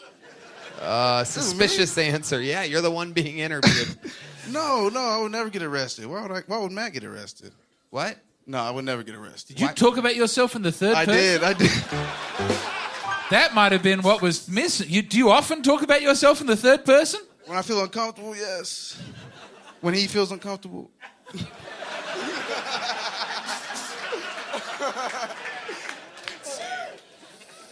All right, Matt. There's nothing else crazy we should know about you before I get you out of here? Nothing much, man. I just doing comedy, trying to stick with it, working. You're not working. Tomorrow. Start tomorrow. Starting at a shift smoke tomorrow. shop. Yes. Which is literally fucking nothing. No, they sell weed and stuff. It's a nice spot. Nice. It's a classy established. It's on 5th Street. Classy, you know. There are no classy smoke shops. Yeah. It's always a little woman who looks like she's emaciated and she's going to fall down. Or it's a woman that looks like James. That's true. You go to the east side, these chicks get hairy. It's what marijuana can do to you. I want you to turn your life around. Who knows what you could achieve if you put that down? I can't imagine. Look at me. What do you like to do after you get super duper high? What are some things that you do? Big munchie guy. Big munchies. Love eating munchies. Make stupid ass sandwiches. Like what? What's a stupid sandwich? I made I like to get Spam. You know, custom Spam up. Shit. Put a Kraft single on there. Oh. Toast some bread, wheat bread, preferably better for the digestive system. You know. Not really, but go ahead. Literally not. And then I like to put some honey mustard, maybe some Dijon mustard on there. You know, maybe a little mayo, just a little. You said that was a crazy sandwich. That was the most sane sandwich I've ever heard described. Well, we don't eat that on a regular basis here. You know, where are you from again? I'm sorry. Yeah. I don't know. A Spam sandwich is a delicacy in Australia. All right, Matt, here's a little joke book. Not a lot of catches tonight. He did it. Hi and bye. Matt Reeves. All right. It's an interesting... I've given out no big joke books tonight. A fun fact. 0 big joke books. Only the golden ticket winners have pulled their weight tonight. Ladies and gentlemen, make some noise for your next bucket pull. It's Shiva Ari. Shiva Ari.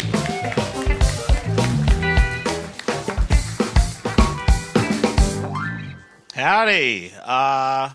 Little bit about myself. Watch a lot of porn. You guys watch porn? Yes? Good. I mean, I'm not watching so much porn that, like, I'm commenting on the videos. Yeah. But I'm reading the comments. That's kind of where I'm at. Yeah. You know what? The one thing I do like about porn, nobody, and I mean nobody, is ever like, the book is better. I do like that about porn.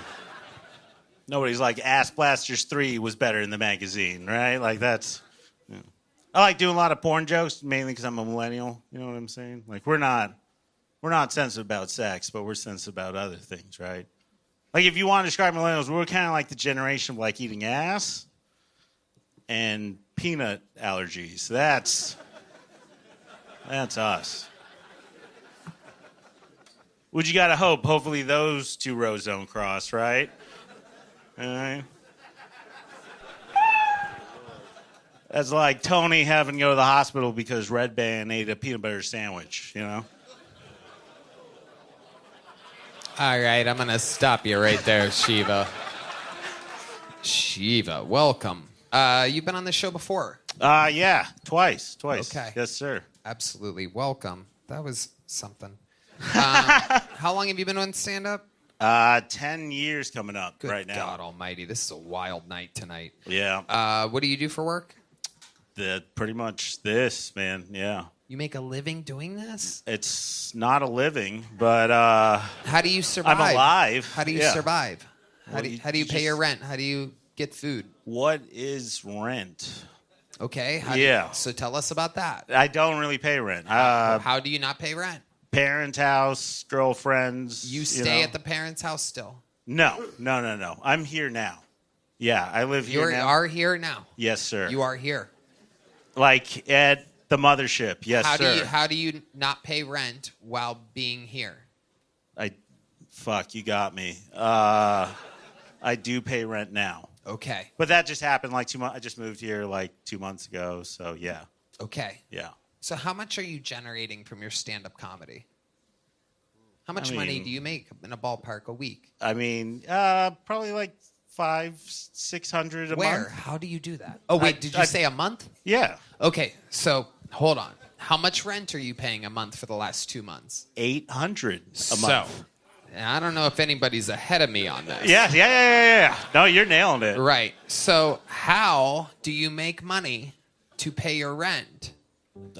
I've done enough shows. I mean, before I moved into the place, I saved a bunch of money. How much exactly did you save? How This much is turning into a financial plan. I know, yeah. Yes, Holy it is. fuck. How much did you save exactly? People are going to find this unbelievably fascinating. There's a lot of people out there wondering, hey, should I start? How much should I save?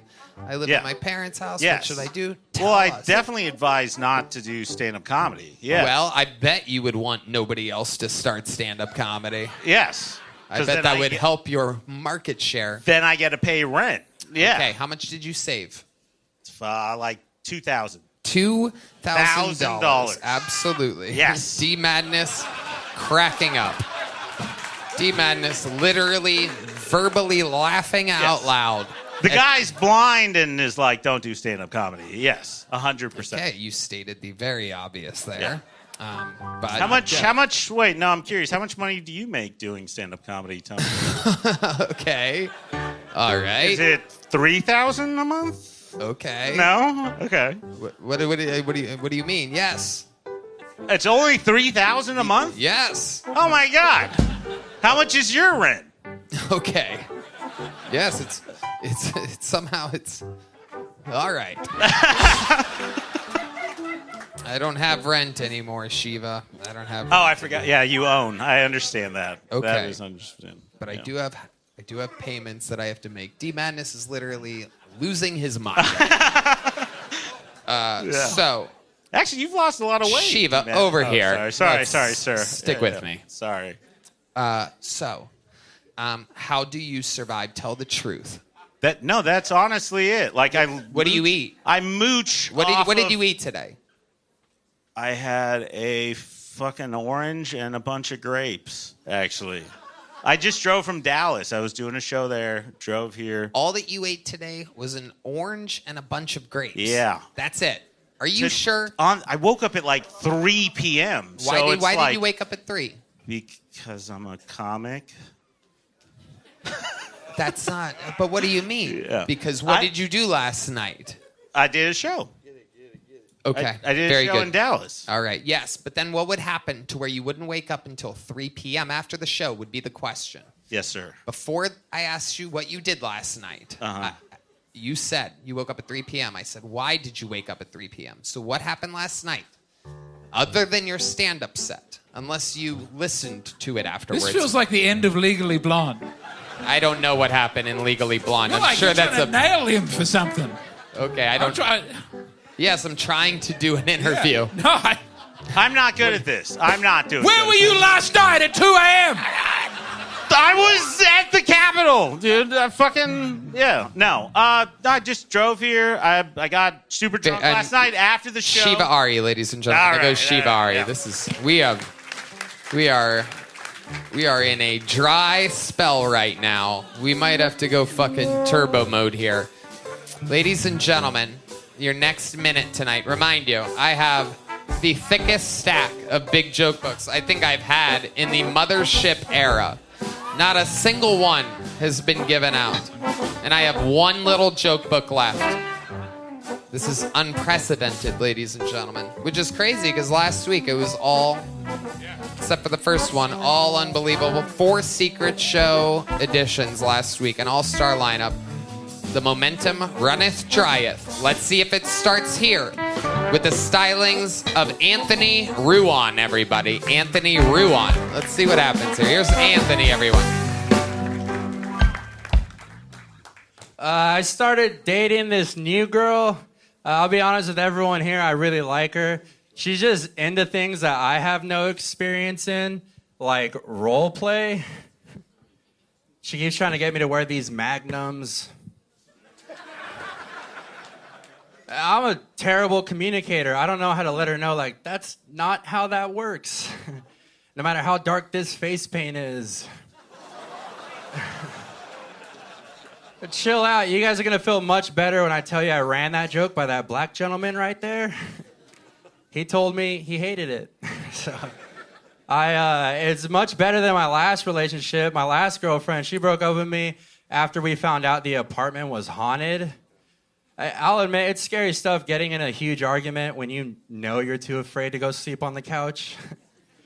Like, there's one time we're in the middle of this big fight. I was like, you know what? The lights started to flicker. I was like, you're right. That's it. All right.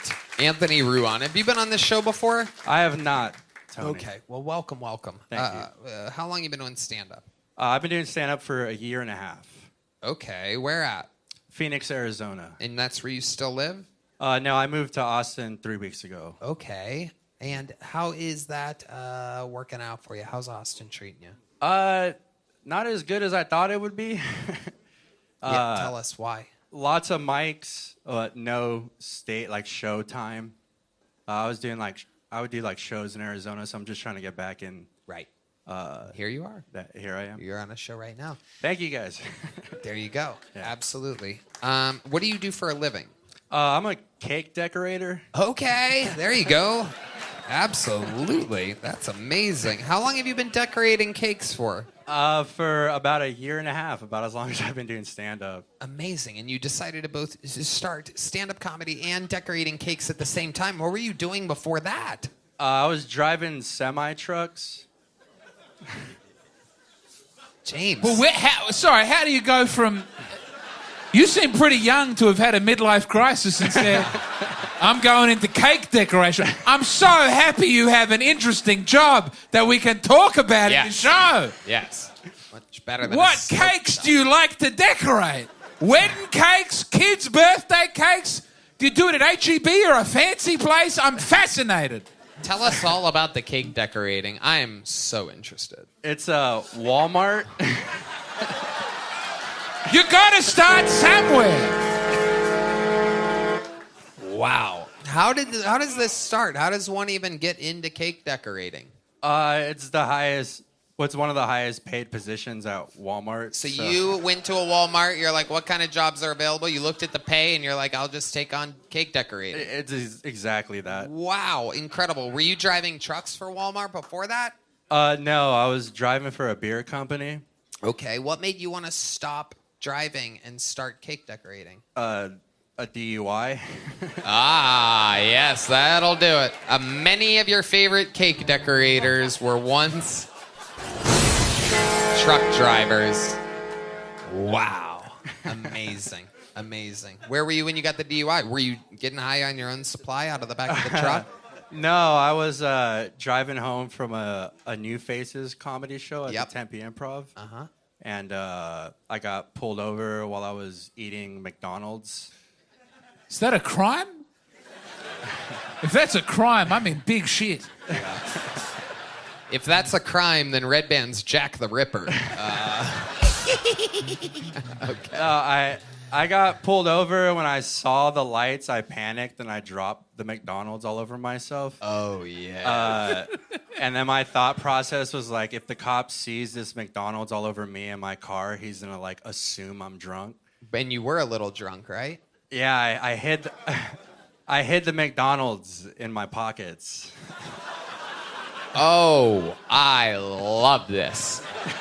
Now we're fucking talking. Finally, a moment of an interview where somebody admits fucking something. Yeah. Other than them being a federal witness against Demetrius Andre Jenkins III. Not this guy. Not you. not you. So you're shoving like what? What are we talking about? Fries, burgers? Are there sauces in your pockets? Like, what do you remember? McDoubles. Whoa! Oh my God! So this is while you're pulling over, or as he's approaching? No, I had them all in the pockets by the time I was pulled over. He didn't find them until he searched me. Oh my God! Oh my God! Wow. This is incredible. So, you're driving. You're eating McDonald's. You got McDoubles. No fries? You went straight No, yeah. If you use the app, you get a free... I did not know this. Yeah. Red Band. Yeah. Red Band actually created the app. Not a lot of people know that. Okay. So you see the lights. You're eating McDoubles straight up. How did you get to eat some of the McDouble at least? Yeah, I was like halfway through that first one. Right. And then you took the second one out of the bag in its wrapper and put it in your pocket? I kind of had them like all laid out. How many McDoubles did you get? When you say all. I had three McDoubles. That is 6 hamburgers in between 3 sets of buns, ladies and gentlemen. That is true. That is a that's a McSepple. I want you to answer this question truthfully. Are you the Hamburglar?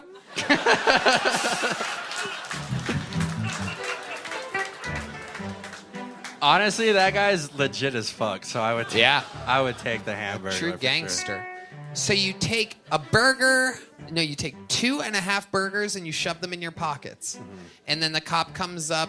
And what's the first moment in which you realize that you might get in trouble? Does he say that he smells alcohol coming out? Yeah, he was like, yeah. You been drinking? And you're like, no. Yeah. Right? Yeah. But what had you drank that night? Let's go through it here. Lots of tequila shots. Oh, yeah. I was celebrating a good set at the Tempe Improv, so That'll do it. In Tempe. Yeah. You were loving it. Right. Tempe uses unmarked cars, correct? Was it an unmarked police car? No, it was marked. Okay. It was Chandler Police Department. Oh, yeah. Look Tough. it up. Did you have to go to Maricopa County Court? No, I went to Chandler courts. That's they gave right. me like mandatory minimums, like 2 days in jail, house arrest. Did they make double your fine? Fuck yeah, dude. All right. It was a pretty big What fine. did he say when he was when he's patting you down and he goes, there's a little something here.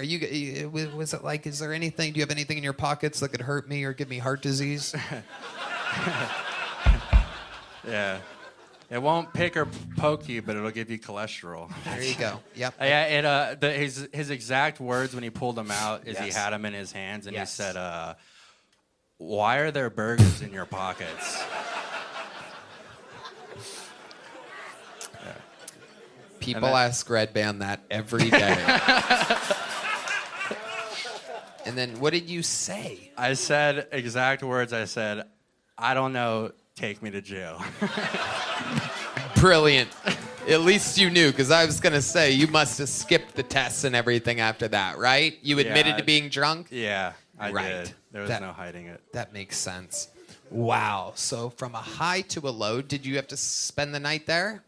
No, actually, they put me in the cell. They closed the door and then they opened it and they let me go. And I was actually like less than a mile away from my house when I got out of the police department. I could see my apartment complex. Amazing. Perfect. Do you talk about this on stage, by the way? That's way better than anything you said on your minute. Yeah, I do. I have a bit that's pretty much like just exactly what I said right Right. now. It usually works. Yeah, no, that makes sense. Wow. So what's the craziest thing that's ever happened to you as a cake decorator? Weirdest cake you ever made? There's not like really weird cakes. I've had like people say they don't like them. Ah. Yeah. What did they not like? Your decoration part or the flavor? Honestly, I think they like it until they see me. And then they like notice that I'm the one that made the cake. Has there ever been a time where you felt like, someone was going to rob you at the cake store and you started shoving cake in your pockets? Have you ever gone back to that? Have you ever put more food in your pockets before or since then? No, that was the first and only Were time. you stoned? Were you high? Did you smoke some weed that night? No, I was just. that was my honest. Just a night reaction. in Tempe, a wild night in Tempe, a hot night, lots of tequila, and you're shoving burgers in your. I can't imagine being that kind of drunk. To where I'd be like, fuck, I gotta get rid of these fucking burgers. Jesus. Yeah, if he sees these burgers, he's gonna know I'm drunk. Like, I would eat the burger, and I would, like, try to fucking get a pickle. Put some, like, pickles on my neck so Yeah. I don't smell alcohol. Exactly. Like, Yeah, I'd rub the burger. I'd put it everywhere but my pockets. That's like the exact opposite of what I thought. Yeah. Did it feel good? Yeah. Would you ever do it again for leisure? Yes, in a heartbeat. In a heartbeat, I would. I've often thought about putting a McGriddle down the front of the trouser. Yeah.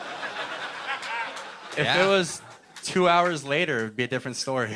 Oh, yeah. But I You had were McGriddles. foiled by time. Yeah, You couldn't have hotcakes in the pants. I couldn't. Anthony, congratulations. You got pulled out of the bucket here. You could put that in your pocket. That's a little joke book. The last remaining little Thank you, guys. joke book. I'm going to have to start giving out cigarette butts. Smoked cigarettes. If this trend of okay bucket pulls continues. This sounds like a name that I would make up, ladies and gentlemen, because I think it's one of the funniest last names in all of comedy, but it appears as if though this is this guy's real name. Make some noise for David Jenkins, everybody. I do believe I use that word all the time.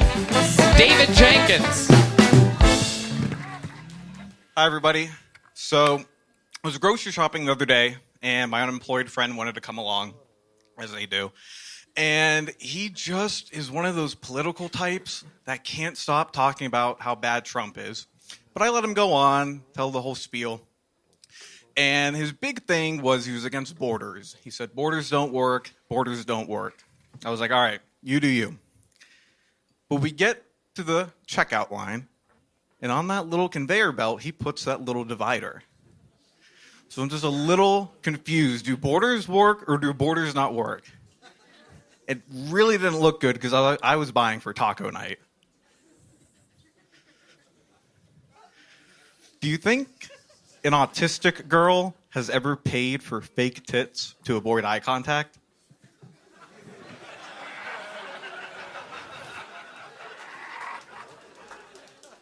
That's my time. Thank you. Okay, David Jenkins, welcome to the show. This is your first time here, correct? It is. Welcome, welcome. That was okay. How long have you been doing stand-up? I've done it like 5 times. 5 times. You live here in Austin? I do. Ooh, born and raised? No. Where are you from? Tampa. Okay, what made you want to move here? I've got a long history here related with my girlfriend. She lived here for several years up until 2020. And I visited in March of 2020, right when the lockdowns happened. And then in June, and then I had a one-way ticket for the first time here, and we drove back together to Tampa, where she came back with me. Okay. And then we moved out here. You guys in are still August. together? Yep. Amazing. What does she do? She does DoorDash. What do you do? Accounting. Wow, you're a real accountant? I am, and that's my real last name. Jenkins is your I know. real last I know. name? I thought about making a fake Jenkins name because I know you love to use it. But I I'm love like, it. No, I I'll just think go with the Jenkins is the funniest last name. regular. Perfect. Absolutely incredible. Well, that's your real name. So you come from a long line of Jenkins. I'm actually the third. You are David Jenkins And I- the third. yep. What does David Jenkins Sr. do? He's dead. What? How about your dad? He's retired now, but he did. He was a mechanic for airplanes.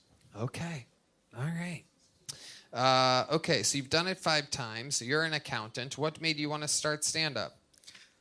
I just love it. I've been listening to it for so long. Like I remember in 5th grade, I don't remember which album it was for Brian Regan, but just listening to that again and again and cracking up every time, putting it on the radio for my dad. One of the And best ever. I've just been obsessed with it ever since. He's the man. He makes everybody do a shot before they go on stage, before his shows. Oh, I didn't know that. Little fun fact. He seems like he'd be like clean and sober, but he knows how to fucking Really? party hard. I know he looks like Santa now. I didn't know that. All right. Tell us the most interesting thing about your entire life, David, before I get you out of here, because we're going to fly through some people. I've got the same tooth knocked out 3 times. Okay. All right. Yeah. So they keep putting, and when you say you got it knocked out, is it people knocking it out? 1 time. But not on purpose. It was never on purpose. You were just horse playing around? Yeah, the first time I was running up a wet slide, fell, hit it, boom. Boom. Second time I hit a kid on the forehead while playing basketball, and the third time I got hit in the face with a baseball. So 2 out of 3 times sports. Kind of surprising. Wow. James, what do you think about this? I love that you've had the confidence to wear a beanie that makes your head look like the tip of a penis. Absolutely true. I think that's good. Right there. Thank you. You're welcome. What made you pick flesh-colored? It's my girlfriend had it, and I didn't want to buy a new one, and it's really warm. I mean, it's cold out tonight. Okay. Yeah. And you've coupled that with the I have grandchildren sweater? Yeah, you can't scare Yeah. me. I have grandchildren. Where do you get something like that? A lot of hip dudes on Tonight Show. Where do you get a shirt like that? I thrifted it on Depop. I don't know if you've heard of that. It's like an online thrift. Oh, I know all about it. I go all the way to Round Top just to antique sometimes. I don't believe in Depop. I think that's the weak way to do it. I go to the big, weird Goodwill with all the troughs and the angry Hispanics fighting you for the stuff. That's what I do. Do you know what I'm talking about? Yeah, I know all about it, and they're extra angry for me. When I walk in there, I go, "You're all lucky to even be here. Get out of my bin." Nope. I thought the joke at the end was good. Thank you. I just wanted to be supportive, and it was. Thank you. Thank You're you. welcome. No, I got more laughs than I thought it would, to be honest. So It got more laughs than I thought it would, too. Yep. It's because the audience has only heard comedy for a total of 2 minutes tonight. It was Aya and Martin Phillips. Here's a little joke book. There you go. I've been given more little joke books, by the way. I've been handed little joke books. The great Boneseye is somewhere skinning a cow right now live for us to be able to have more little joke books. I have decided to pre-pull names, ladies and gentlemen. We are going into turbo bucket pull mode. When you hear those noises, that means that since there have been no big joke books given out tonight, that I will be pulling and we will be watching people do minute sets until somebody truly kills Tony tonight. This is the 9th bucket pull of the night. It could end right now. Ladies and gentlemen, make some noise for Wes Bullens, everybody. Wes Bullens.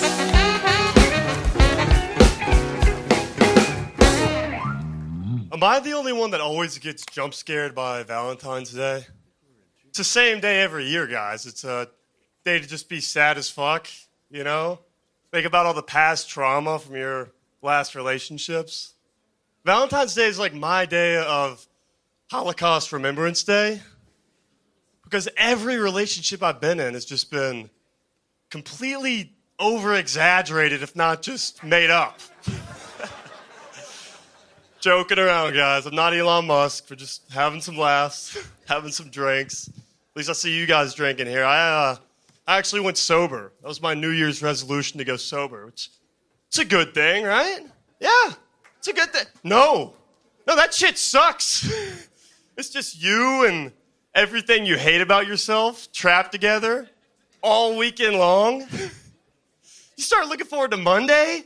That's rough, man. I challenge you guys, go to a dive bar sober and actually see what it's like. It's traumatizing. It's like Valentine's Day and the Holocaust every single weekend. Thanks, guys. It's my time. And you know what that sound means. Little joke book for Wes. No interview. He's gone. Wes Bullens, we are in turbo mode. When you hear that slot arpeggio,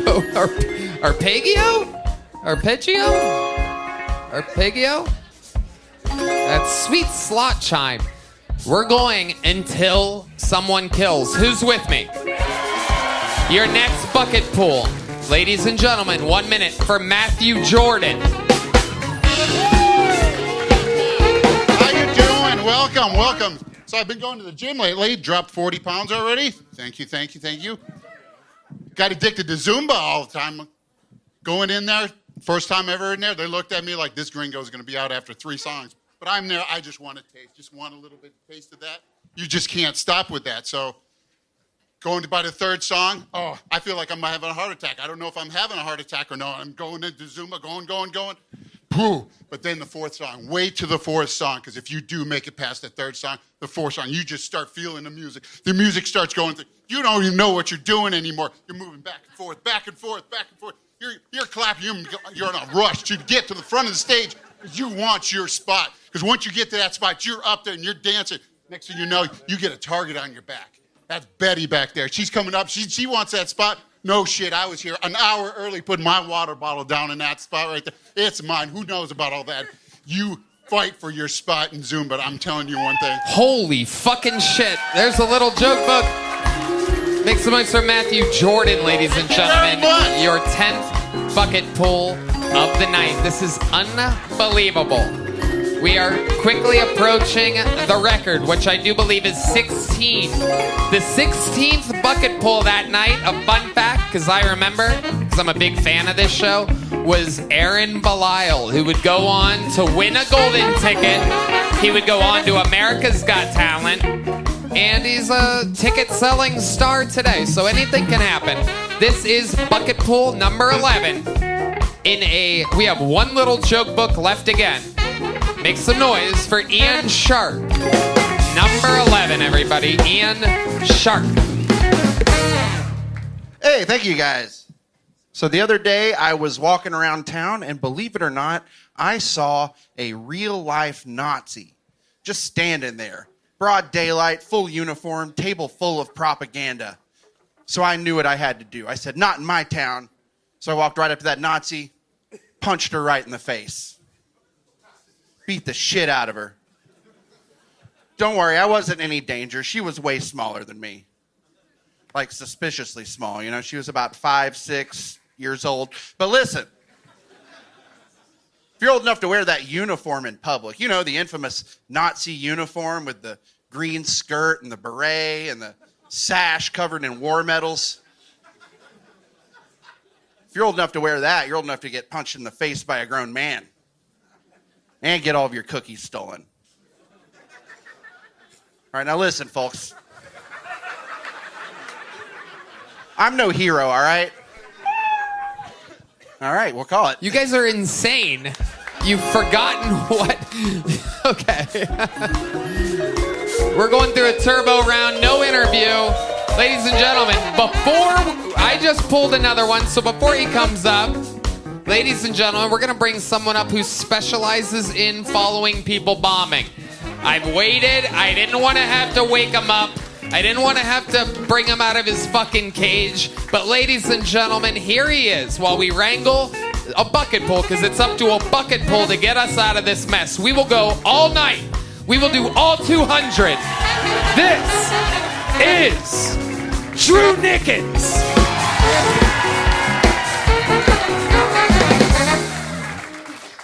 My dad is my best friend.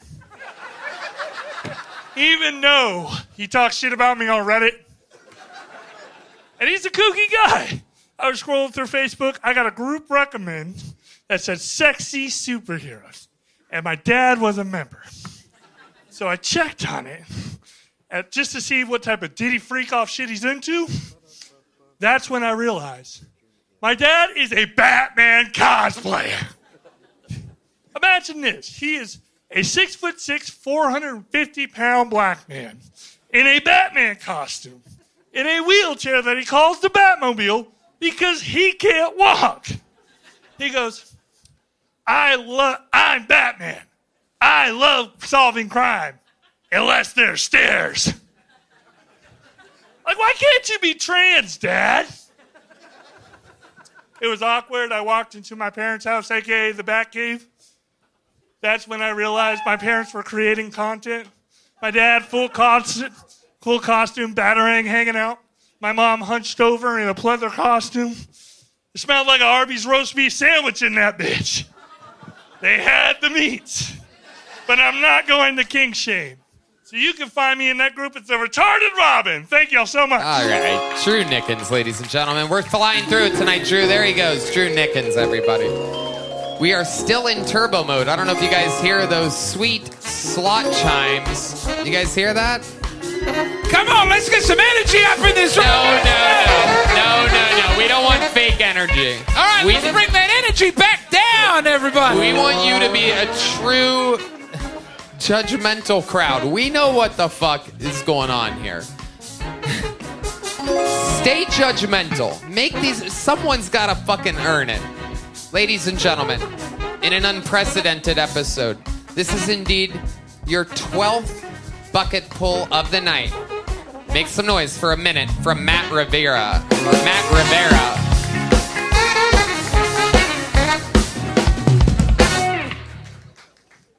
Hey everybody, my name is Matt. I've always struggled with my masculinity. I think it's because I like bubble baths, which is really confusing because now ice baths are cool. It's like, what, you get in a tub of ice, you're manly and you're stoic, but you add some soap and you're a pussy. I don't know how to treat people, man. I saw this homeless guy the other day, and he asked me for money. I opened my wallet, I only had $2, so I told him no. Then the next day I came back and he was dead. And when something like that happens, it really fucks with you, but it teaches you to appreciate things in life. Like, I am so grateful I didn't give that guy any money. Because he's fucking dead now, and it's a tale as old as time. You know what they say? A bird in the hand beats two in a dead homeless guys in a bush. I've been getting a little freakier in the bedroom. Recently, I had sex in the Amazon position. Yeah, it's pretty hot. It's when I'm on top and she's at her phone looking at throw pillows. All right, thank you guys. All right, Matt Rivera. The biggest laugh you got there, you shook your head like that. You go, why'd you do that? I don't know. I was just, yeah. Were you surprised? I'm surprised that I'm here right now. What the fuck is a lightning round, dude?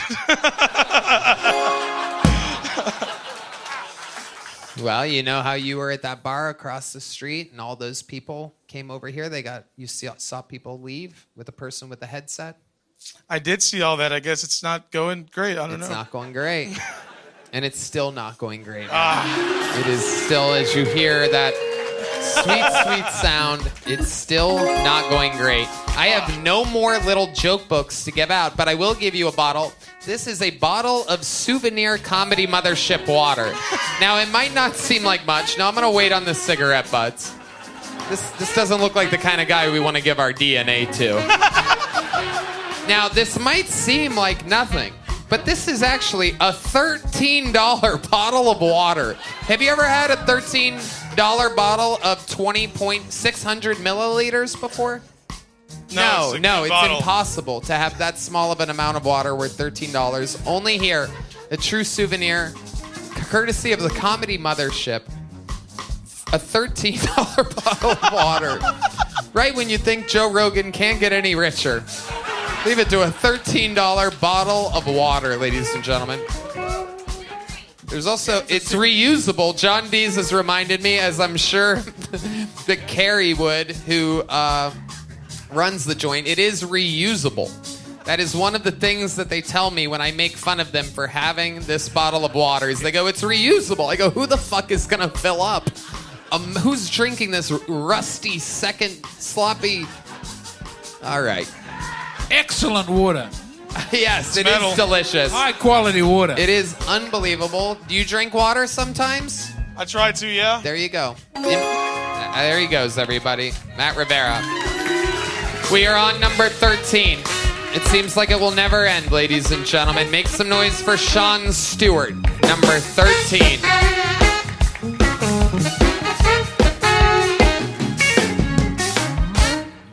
Woo! Howdy, y'all. Howdy. It's crazy inbreeding used to be cool, right?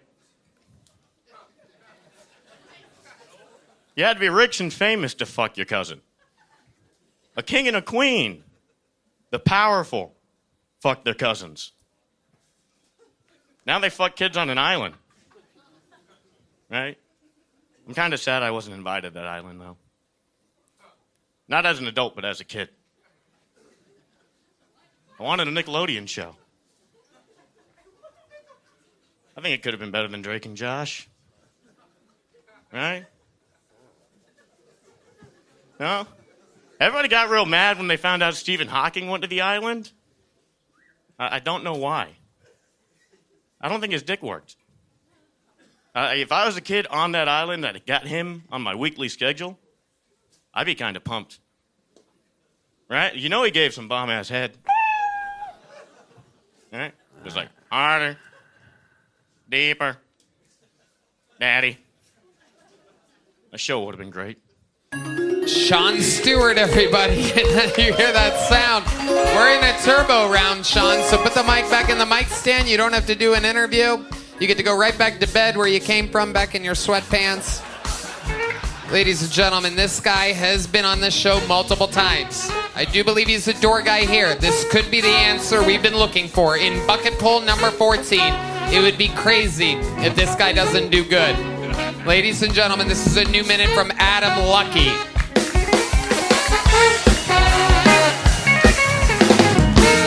Kill Tony, how the fuck we doing, everybody? We in it? I'm gonna do a fucking catchphrase right now. I'm gonna go Ayo. You guys give me a shebango. Ayo! Fuck yeah. So the other day I was beating my daughter at Jenga. Am I right, guys? No, that's a joke. She beat me. So I punched that bitch in the fucking face. Ayo! Fuck yeah. Anyway, I don't be fucking that bitch, by the way. I may look like a pedophile, but I'm not one, which is tough. Because I do have resting, I'd be fucking my daughter face, which is not easy. Which I don't like, because I got to walk around with that daughter, and it's tough, because she's not even that hot. So it's like, damn. Not only do I look like a pedophile, I look like a pedophile who can't even pool. Like, uh-oh. God damn. She may be 5 years old, but she's a 4 at best. Am I right? Oh, my God. I went to the Kill Tony show, and a guy made a pedophile joke. Fuck yeah. Suck it, fuck it, boys. Hell yeah. Now, you did good. You did good. And normally, that would be good enough for a big joke book. Thanks, Tony. But I realized that it's kind of defeating the purpose having someone that already has a big joke book up. Because we are, without a doubt, inside of a turbo round. All good, brother. Anything crazy happened since the last time you were on the show? Stayed off cocaine. Well, congratulations. Normally, a lot of people that open up with, give me a shebang and I'll give an Ayo, are still on cocaine. Ironically enough. But on the Kratom. Oh, you're on Kratom? No, I'm trying to. Yes, I am on Kratom. Yeah. Yeah, this is what every addict does now. I don't know if you guys have any of these Kratom buddies. Fun. It's yeah. fun. Yeah. So you started with just a little bit, right? What, the Kratom? Yeah. No, I went in full on hard. Really? Yeah, because I used to be a painkiller addict, so I went in deep. Okay, and so now you're deeper, right? The addiction only grows a little bit more of a. How do you do it? A scoop? No, they have these press pills now, which is basically just like gas station Vicodin, so it's badass. Wow. They're really cheap, and they make fucking Hey Arnold really funny. So I highly suggest. And how many does it say to take on the instructions? It says 2 a day, and I'm down to 30 a day. So. You're down? No, not seriously. No, not really. Right. No, I'm 4 a day. Tomorrow I'm supposed to quit, go cold turkey, so I'm just gonna sweat in my room for 4 days. Have you thought about quitting before this? Have you tried it all to quit? Yeah, pretty much. But tomorrow's like the day I'm like actually gonna really try hard. But we'll see. No promises. Sorry, Mom. I don't give a fuck. It's not gonna work. No, it probably won't work. I know. There's no Thanks, way you're Tony. quitting Kratom tomorrow. I mean, I'll do my I best. can just huh? feel it in the air. Thank you. You've tried to quit before. How long have you been on this Kratom addiction? I mean, overall, probably like 6 years. I was expecting that to be Heidi, and it was James McCann. I didn't know the show was going to go for 9 hours tonight. I know. It's a crazy one. Hey, James. All right, here we go. good to There see he you. goes. Thank you. All right, cool. Thanks, Adam Lucky, ladies and gentlemen, has multiple appearances on this show. We're going till we give away a big joke book. A true fucking bucket pool. Here we go. It could be right now. There's the lovely Heidi. Total opposite from James McCann. Make some noise for... This is, indeed, our 15th bucket pull of the night. We are one away from the record. Make some noise for Luke Newcomb, everybody. Luke Newcomb.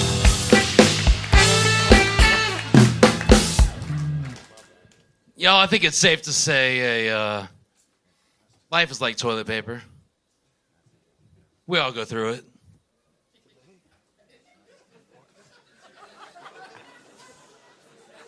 Some more than others. They say they don't. They gotta be full of shit.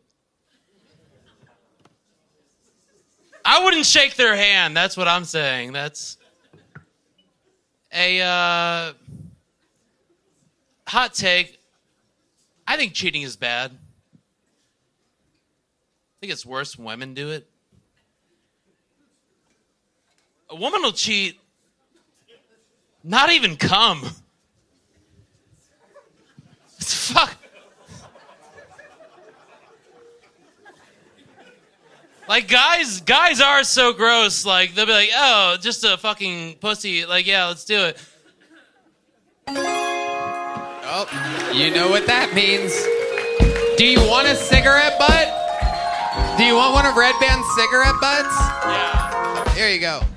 Man. All right, there he goes. Luke Newcomb, everybody. We're in the turbo round, Luke. I don't know if you hear that noise. Keep the volume up. Jesus Christ. A woman will cheat and not even come was like a beautiful poem or something, you know?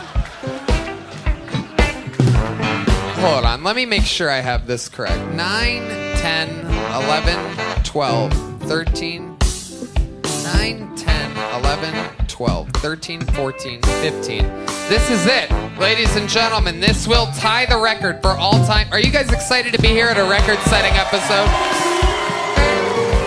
How long's it been? 12 and a half? Started June 2013. What is that? 12 years? I don't know. We've been doing this show a long time. This will tie the all-time amount of bucket pulls. This should be your final bucket pull of the night. Make some noise for Bruce DeTore, ladies and gentlemen. A minute for Bruce.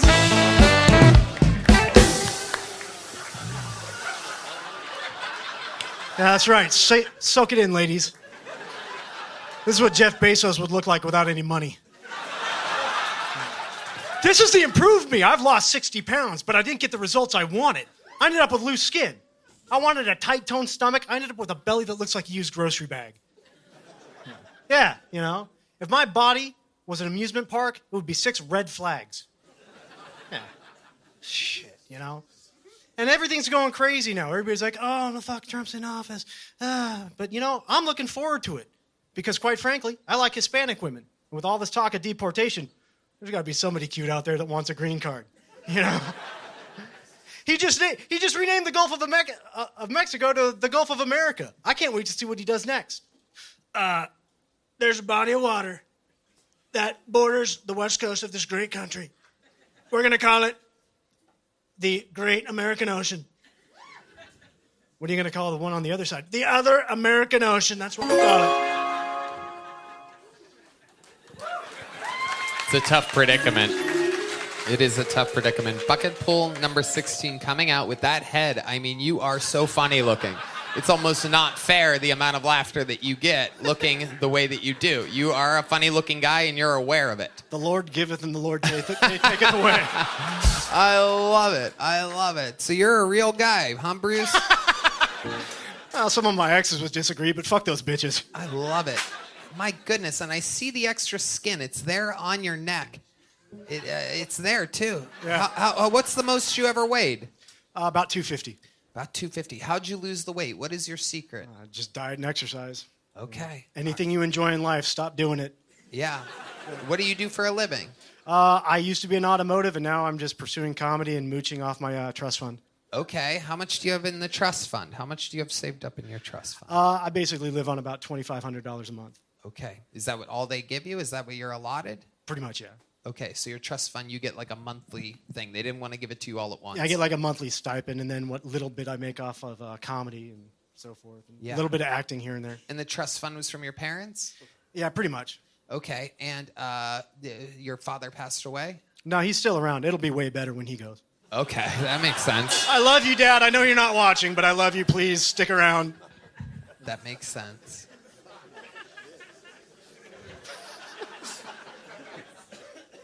Tell us more about your life, Bruce. You seem like a guy that's been divorced a lot. Oh, dear, I'll tell you the closest I've ever been to marriage was I was going to ask a girl. I said, I need to ask you a question. She said, dear God, please don't ask me to marry you. That wasn't the question. The question was, have you been cheating on me? And she did say yes. Why do you think she was cheating on you? Because she was a fucking piece of shit. She introduced me to the guy, too. She's like, you got to come meet this guy. He looks exactly like you. Did he look exactly like you? He's a little taller, but apparently he wasn't as good as in bed because she called me later to complain that he couldn't make her come. And you could make her come. Apparently not good enough. I don't know. It's such an interesting predicament. Yeah.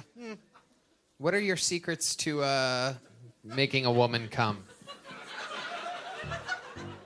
Teach me, Bruce. Just work the tongue just desperately until they either tell you to stop or are such a good enough actress you believe they're not faking. Okay. Ah, shit. I think we should just give up. You guys think we should go to the bucket one more time? All right. This is indeed a record. This is officially a record-setting episode. Bruce Dottore goes on to the next one. You know what we're going to do? While we go wrangle that person, I'm going to bring to the stage just to show you that it is possible to kill. I'm going to bring up one of the greatest regulars in the history of the show, who would normally close the show, just to show you that comedy can be done. Ladies and gentlemen, one of the greatest regulars ever, here with a brand new minute.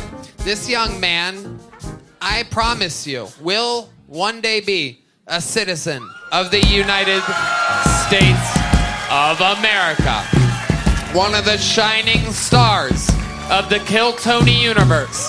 This is the Estonian assassin, Ari Matti.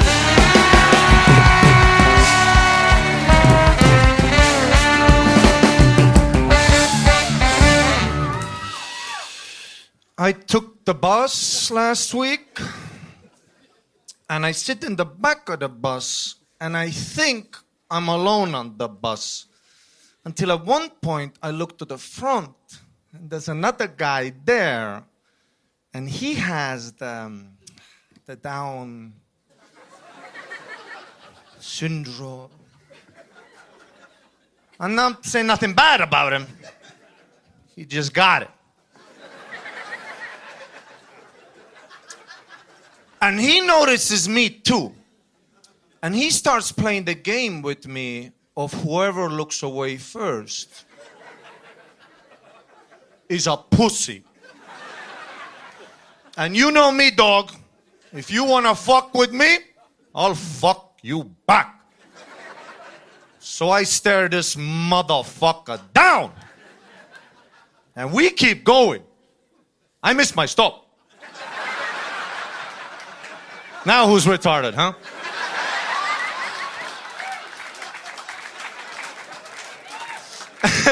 And it was one of those buses, you know where the middle part has this slinky accordion.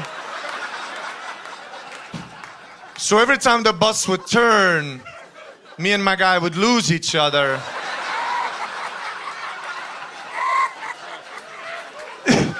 And then every time it straightened out, there he is. The only moment we broke eye contact was because in one of the bus stops from the middle door, a lady enters the bus. And she has, I don't even know how to say this, but she's got...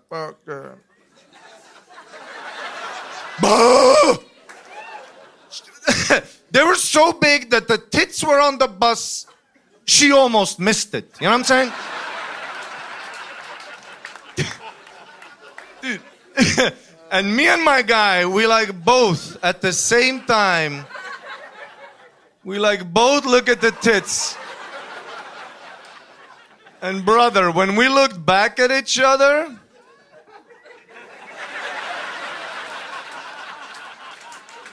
the connection we had,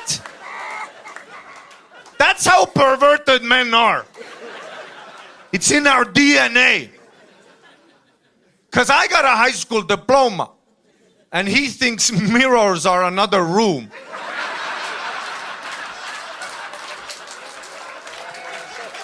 But at that point, we were both like, so ladies, get those milkers out and bring this country together. Thank you so much. Proof. Proof that it's possible. Thank you. 3 minutes of brand new material. After doing tens and tens of minutes before on the show's history. Take note. What's it? 16 bucket pulls we've been through. Nobody had 1 minute, like any minute of your 3 minutes. And you've done this. I mean, people like me. I have an advantage. So. Yeah. Well, yeah. No, I know that. But I'm just saying, this is a wild episode. Have you been keeping track? I'm sure you've been back there waiting for a while. I was listening, but I had to go. I had to walk. Yeah. Dude, I was starting to bomb. Like, yeah. You know when you listen to comedy, you're like, what is stand-up even? Yeah. What are we doing? Exactly. I was starting to think it was me. I thought I was bringing it back. James. Dude. Ari, why don't you put the mic in the mic stand? Why don't you sit in next to James and join us? Let's get through the rest of it together. Let's just see what happens here. You want a drink? What do you want to drink, Ari? Order a drink. We might be here a while. What do you want to drink, Ari? What do you want to drink? Whiskey and soda water. Can I get the whiskey and soda water? Two. We're having fun here tonight. Ladies and gentlemen, this is officially a record. Your 17th bucket pull of the night goes by the name of Zach Myers, everybody.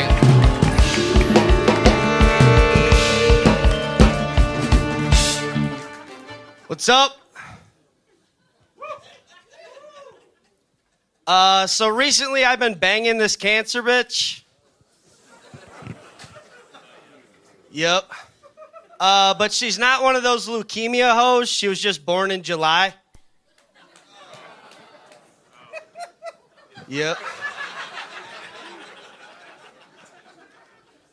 The issue with her, though, is she does have cancer, and I'm just not into that. How much can you expect me to care when I can't get to second base because she's already at stage 4? They cut her tits off too quick.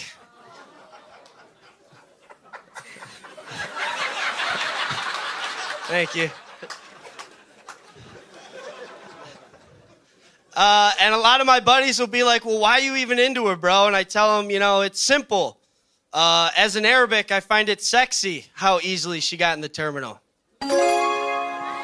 That means your minute is up. The cat is gone, and the slot chime is in because we are in turbo mode. There was one point in the middle of your set where you said thank you. Did you remember that? Yes, sir. They were laughing because of the way that Ari Maddie was laughing.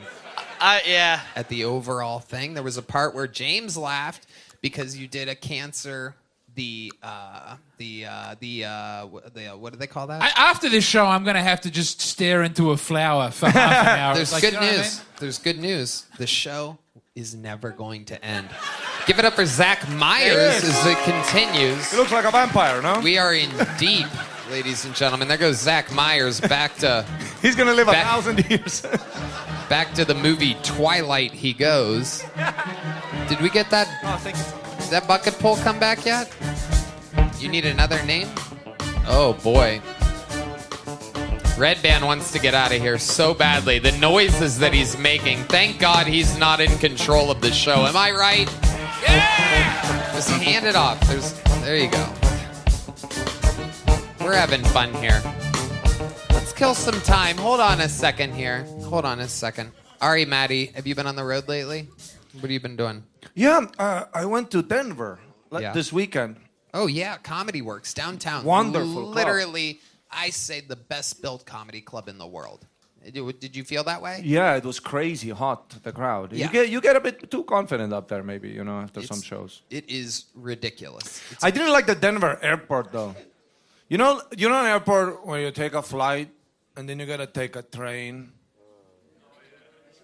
Bro, we flew 1,800 miles. Can we fly 2 more?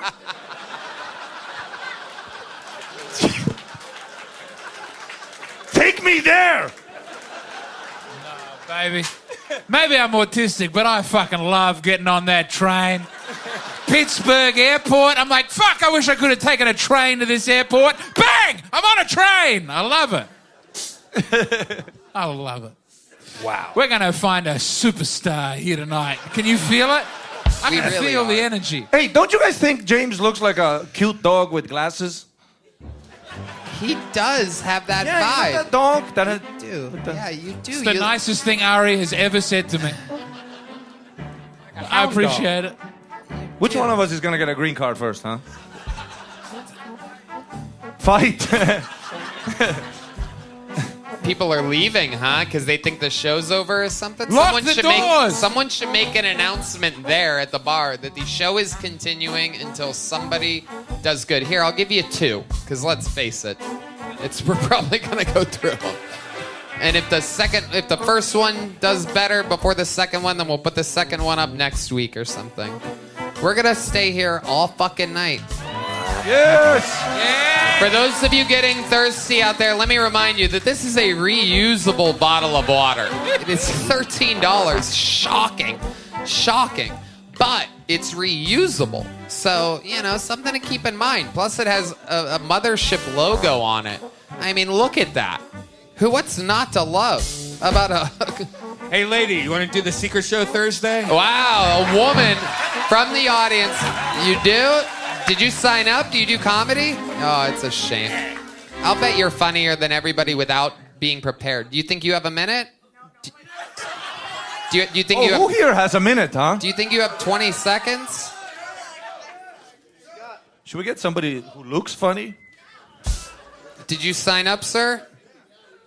You did? What's your name? All right, ladies and gentlemen, make some noise for Brandon Ferris. We are doing this tonight. Let's go, Brandon! This guy literally just said, I can do it. Do you believe in miracles, ladies and gentlemen? We will be here all night until somebody who hasn't been on this show before does good.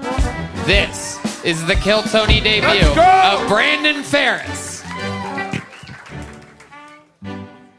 I've been told I have resting Republican face.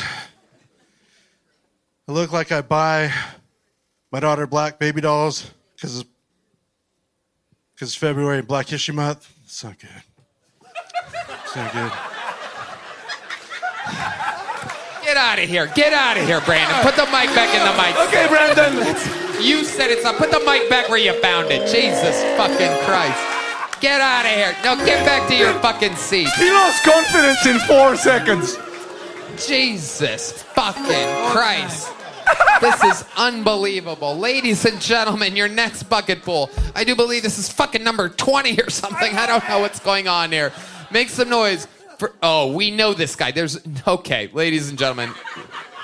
Dubs General, ladies and gentlemen. Bucket pool number 20, Dubs General. I can already tell you. We have another one coming.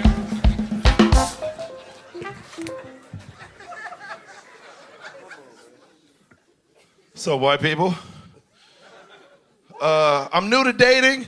Are y'all still afraid of AIDS out here?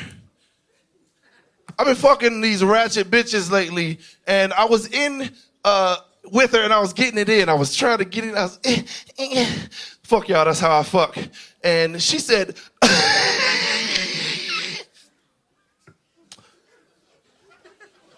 I kept fucking. I didn't give a shit. I kept fucking. I'm not finna do this with y'all. Thank y'all very much. Y'all have yourself a great There he goes, Dubs General, ladies and gentlemen. You can go, Dubs. We're in turbo round right now. We are flying through it. Go ahead.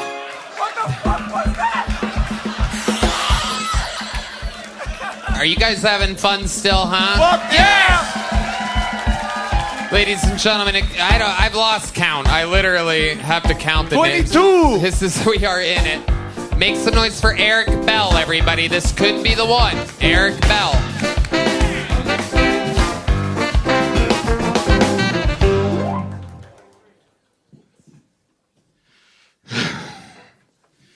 So my oldest daughter just turned 13 recently and into a little bitch. Guys, is it still illegal in the state to attempt to sell your child to a wealthy old childless couple? Even if they're white?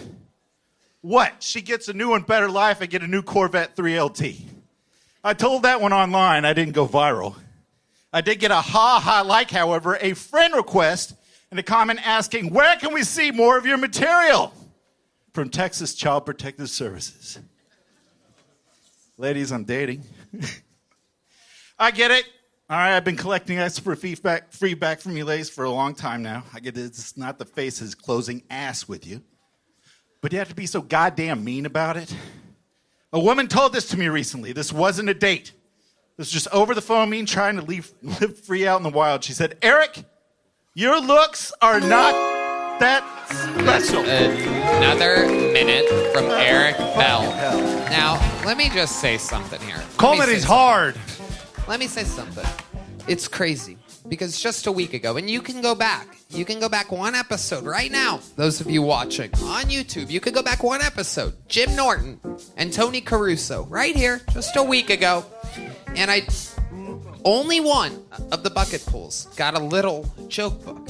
Literally 8 out of 9 or whatever it was, or 9 out of 10 or 7 out of 8 got big joke books. And still, as it continues, there's still not one. There goes Eric Bell. Thank you, Eric. We're in turbo round right now. I'm going to count it. Just for our own sake, I'm counting it. Counting it. Somebody say something while I count. Talk about something. The goodwill has left my body. Someone needs to be great. Come on! I peed on my book bag. But if you want good comedy, James McCann, new special, out now. Out now. Hey, America! That Hey, is true. America. Hey, America. Go to Matt and Shane's Secret Podcast on YouTube. By the way, this episode is brought to you by Baya and Blue Chew. And this is literally your 20th bucket pull of the night. This has to get us out of here. Do you feel it? This could be the one. But stay strong. Be real.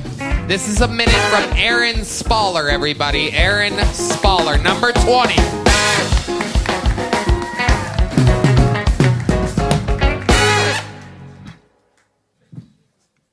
Have y'all seen these Honda Civics driving around? They got that big ass spoiler, really loud exhaust on it, and all these stickers. And it's this shitty little car. It's trying so hard to be a race car, but it just can't do anything that a race car can do. This shit's really annoying, right? Yeah, it's the same way I feel about trans women, too.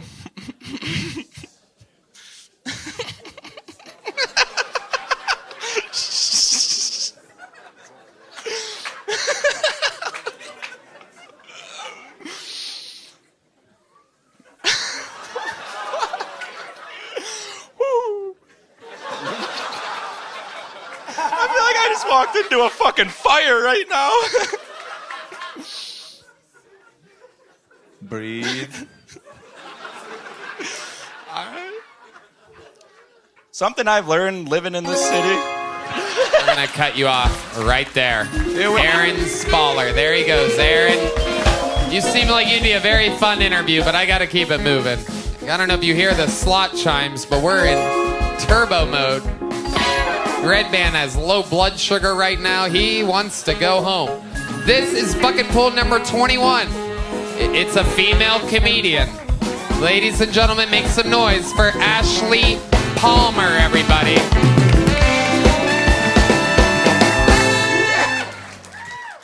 I'm a doctor in Canada, which means the government pays me to stick my finger up people's butts. Yeah. Gotta wear a glove, though. Yeah. Morphine is addictive. Western medicine tried to solve this with heroin. Oops. It was sold over the counter to treat coughs in children. But it worked. You know, it also helped kids learn how to write a lowercase n.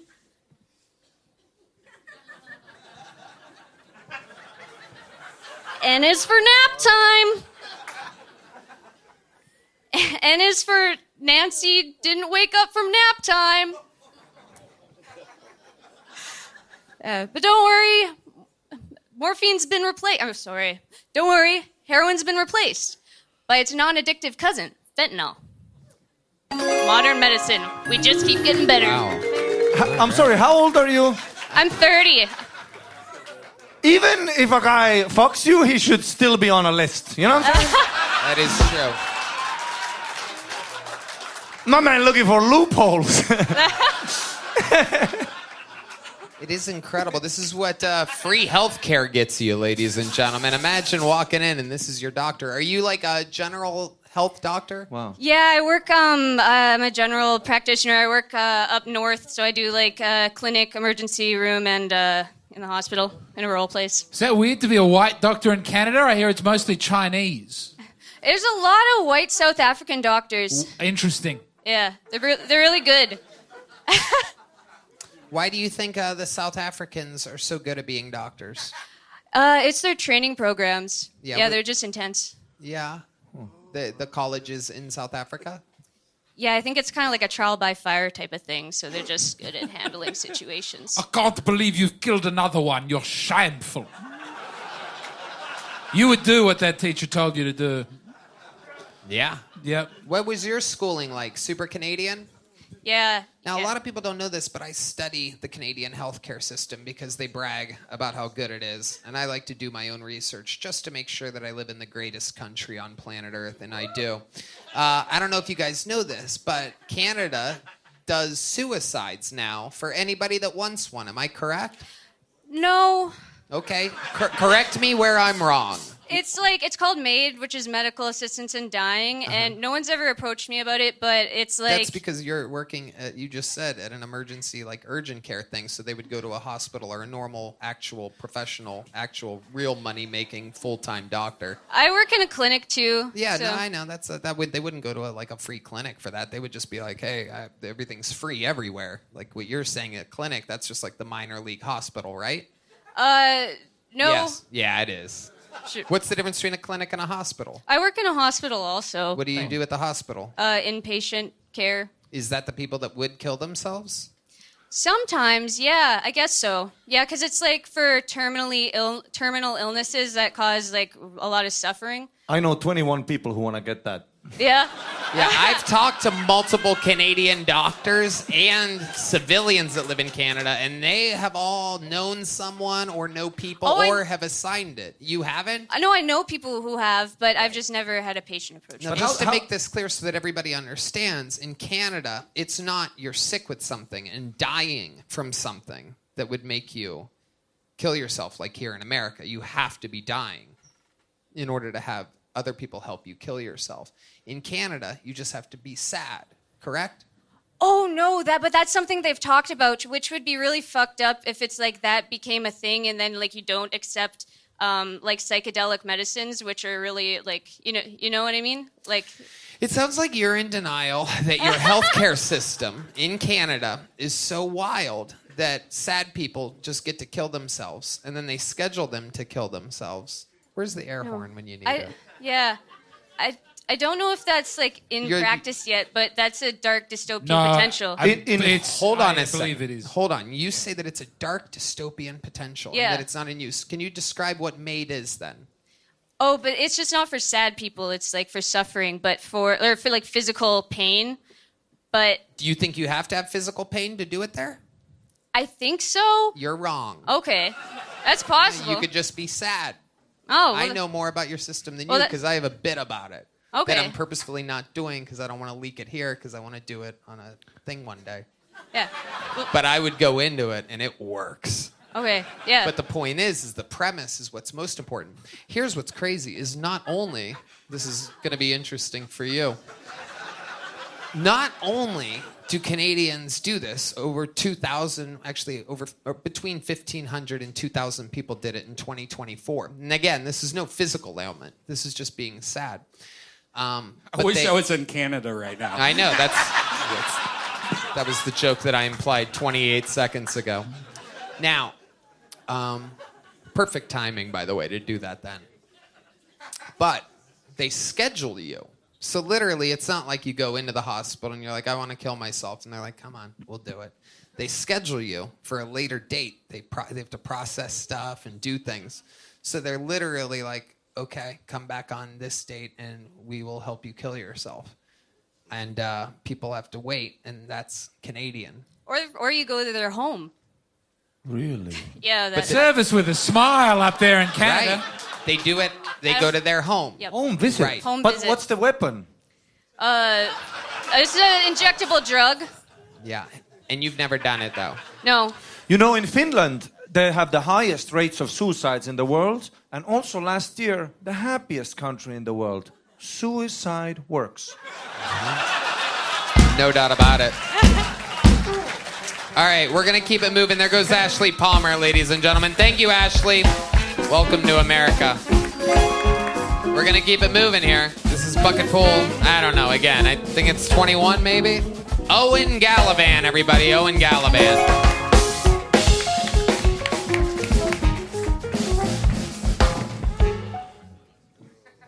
Hey, everybody.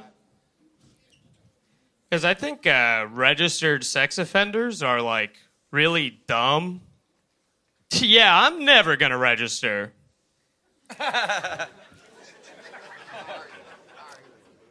That's my little secret, you guys. For real, though, I don't know how we landed on the term registered sex offenders. Feels a little soft for what they actually are. Could have easily went with convicted sex offenders. But we went with registered for some reason. Why are we making it sound like they're sex offenders that did all the proper paperwork? Like, you register to vote, you register a weapon, you register your car. I don't think a cop's ever walked up on a sexual assault, like, license and registration. And he's like, oh shit, that actually checks out, my bad. Didn't realize you had all your ducks in a row, sir. All right. Yeah, thanks. All right. I like that one. You like that one? That was a good one. Really? Yeah, there was like clever stuff. I would love to have you on the Secret Show Thursday. Yes. Really? Thank you. Am I losing my fucking mind right now? He's funny. Registered sex. All right, we're going to keep it moving. There he goes, ladies and gentlemen. We're in Turbo Round. I don't believe you. I think Red Band's just trying to go home. Make some noise for Nate Mueller, everybody. Nate Mueller.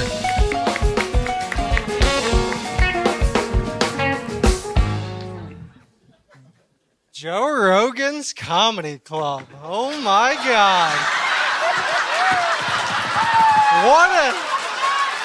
What a scene. That's it. The episode's over, ladies and gentlemen. We're done. We did it. Brought to you by Maya and Blue Chew. James McCann's new special. We believe. Tony, we don't give up when the going gets hard. We keep going until greatness is achieved. I'm sorry, Red Band. We're never gonna stop. All right, everything stop. Band stop. Okay, let's ignore the Joe Rogan's Club. You start from the top. Let's go. Skip the Joe Rogan's Club. Do your material. Go.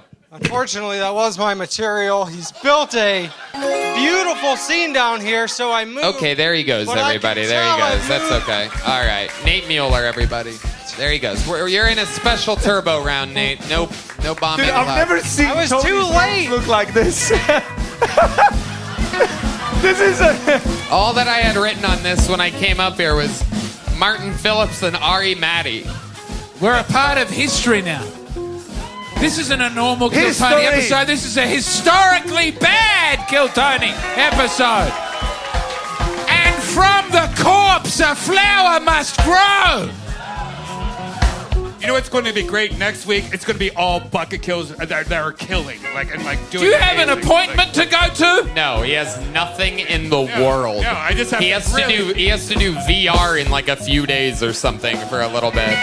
He has absolutely less than nothing to do. There's no one I know that has less to do than actually Red Band. He's very excited to drink and complain about his night tonight. That's all he has to do, right? It's my fault, guys. I'm sorry. No, it's not your fault. The next great comedian in America is behind that curtain. Well, not yet, they're not. There might be 6 or 7 people behind that curtain. There might be 154 more people behind that curtain. But I believe that greatness is going to walk out of here tonight. Is there anybody else inside that signed up? What are they pointing at? You did? Do it. You did? What's your name? Jeff Scott? Wow. Ladies and gentlemen, make some noise for Jeff Scott. This could be the one, everybody. Do you believe in miracles? All right. I was watching a documentary before the show, but it got a little depressing, so I had to turn it off. But it turns out dolphins will have sex with just about anything. Like, they're extremely horny creatures. And it kind of bummed me out, dude. I just thought what me and Flipper had was special, you know? I have herpes now, bastard. I really am trying to improve myself right now, though. I quit playing video games. No more smoking weed or, no more drinking. I started going to church, and that means no more masturbating, especially no more jerking off. In fact, if I'm going to have sex from now on, I only want it to be the Lord's way. I just wish the priest would, take it easy on me, dude. I haven't felt a fart since Easter. That's all I got.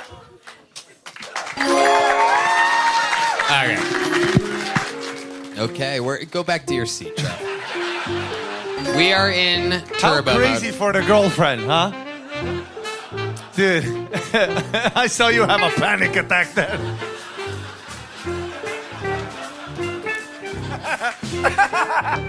I'd like to give a special shout out to a special guest that's here tonight who told me 18 years ago when I said that I wanted to start stand-up that I'm going to go to a local open mic in Burbank and start. And he told me, start at the Comedy Store. He's visiting tonight. First time I've seen him in Austin. First time I've seen him in years.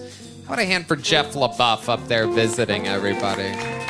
Old friend. You're not going to see him. Don't turn around. It's dark up there. It's a VIP balcony. You peasants don't get to lay your eyes on him. All right, back to the bucket we go. Make some noise for Marvin Izzy, everybody. Marvin Izzy. Yum. We here. I smoke weed. That's something me and my father used to do. Smoke weed and laugh, smoke weed and laugh. But we can't do it no more because his lungs can't take it like he used to. Because he's dead, right? Smoke so much, he's ashes now. Don't feel bad, though. I got a quarter pound of him in my living room. My little sister hit me up, was like, I want some of his ashes so I could put in a locket. I was like, I'll sell you an 8 for 60. I want me and my wife to have a kid so I can know what the race of my baby going to turn out to be. I'll say race because I'm Puerto Rican and my wife is Honduran. So if you use your mixed race calculator, Puerto Rico plus Honduras equals Mexican. Cuban if you carry the 1. Y'all think I'm joking. That mixed race calculator for real. Like if you get a Chinese person and a Jamaican, you get a Filipino. You get an African and a Venezuelan, you get a Haitian. If you get a Colombian and a Cuban, that's just a very serious cokehead in front of you. Just letting you know that shit right now. Yeah! Yippee! What was it? Marvin Izzy. Yes, sir. Is it Honduran or Honduran? Potato, potato. Okay. We're in a turbo round right now, Marvin. We're going to keep it moving. There you go. Yum! He's got a catchphrase, everybody. It is yum. A little fun fact. Jeff Scott was pulled out of the bucket just now. So destiny is right on cue. Ladies and gentlemen, we have... Are Are you guys still alive? Hell yeah! Ladies and gentlemen, make some noise for Caesar Leone, everybody. Caesar Leone. We are in, oh my God, all right. Caesar Leone. All righty. Good evening, Austin. Where are all my Latinos at? See, you guys see how easy it was to round us all up? Right? We can't help but express pride. And I feel like in this day and age, we kind of need to take lessons from Italians of the past century, you know? Kind of go incognito until white people forget about us. Eventually, they'll accept us. Because if you think about it, an old school Italian is basically just a wetback with a towel. No? Alrighty then, moving forward. But seriously, now that Trump is in office and these ICE raids have started all over the country, we kind of need to be a little bit more vigilant as Latinos, you know? Whenever we go, scout out the area, be aware, learn to read the room, not just clean it. All right? But alrighty then. Caesar Leone, ladies and gentlemen. There he goes, Caesar Leone. There he goes. We're on a turbo round. No interview for you, Caesar. This is fucking crazy. This is an absolute mathematical fucking anomaly. We don't go through this many bad bucket pulls in a month. Not to mention an episode. This is absolutely crazy. Ari, what's the report coming in? Yeah, it's unbelievable. Is there perhaps a band member that has a minute? Any of the horn players got anything? You got Crazy. something? No, these fucking guys. Deep Madness is wasted right now. There's no way. Ladies and gentlemen, here we go. Back to the bucket. This is the show you wanted to go to. Trust me, I wanted to be done an hour ago. Make some noise for Matt Puchitsky. Matt Puchitsky. My wife does these charcoal face scrubs. Ladies, you've probably heard of them. Apparently they work wonders because she does them every night. I'll just be chilling, watching Netflix before bed. She's walking around full black face, not batting an eye. I'm like, whoa, babe, I'm trying to watch Django Unchained right now. You're totally ruining the vibe. All right, cool. Guys, there's a family of immigrants behind that curtain. If you don't laugh, I'm going to have to tickle them very hard to get sound bites. All right. The worst is when she does these charcoal face scrubs.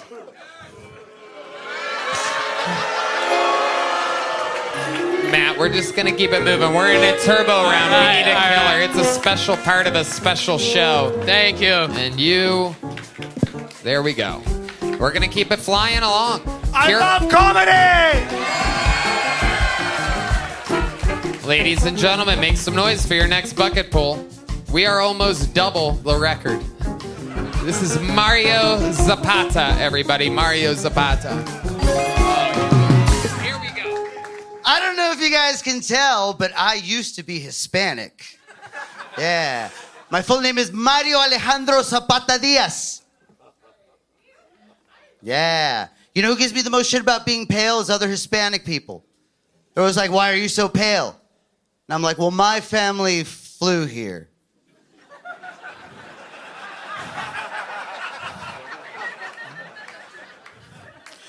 HBO is remaking Harry Potter. Fans are concerned because they want to cast a black actor as Snape. Because in the book it says Azkaban, not Axkaban.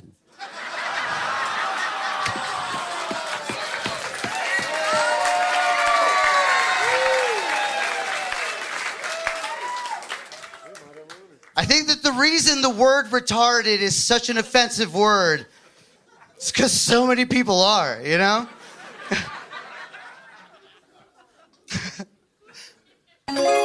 Thank you. Thank you. Mario, look at this. You see this shit right here? Oh my God. Do you believe in miracles? Look at the energy on this fucking guy. Holy shit. A standing ovation for what some people would call, on a scale from 1 to 10, about a 7.2. But here, God damn it, we needed it. You'll never understand what happened before you on a night like this. Mario. I'm just happy to be here, guys. Fuck yeah! We needed a hero, and you are it. How old are you, Mario? I am about to be 45. 45. How long you been doing stand-up? 11 years. What do you do for work? I edit porn. Really? Yeah. He's even got the best interview of the night, ladies and gentlemen. He's taking the ball and running with it. Best set, best interview. Thank you. What type of porn do you edit? Giantess porn. Oh, yeah. Wait, what is that? It's where you're a very small person and you're looking up at a woman. Yes, yeah. Oh, Imagine my God. Godzilla, but it's a hot chick. Wow. Yeah. How do you get into porn editing? You have to be unemployable.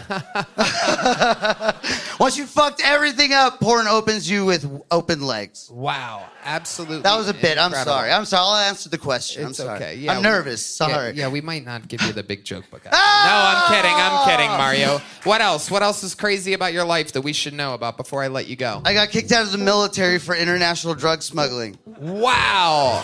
What types of drugs did you smuggle? Ecstasy. From where? Well, I didn't smuggle them, but like I paid for them to be smuggled. Okay.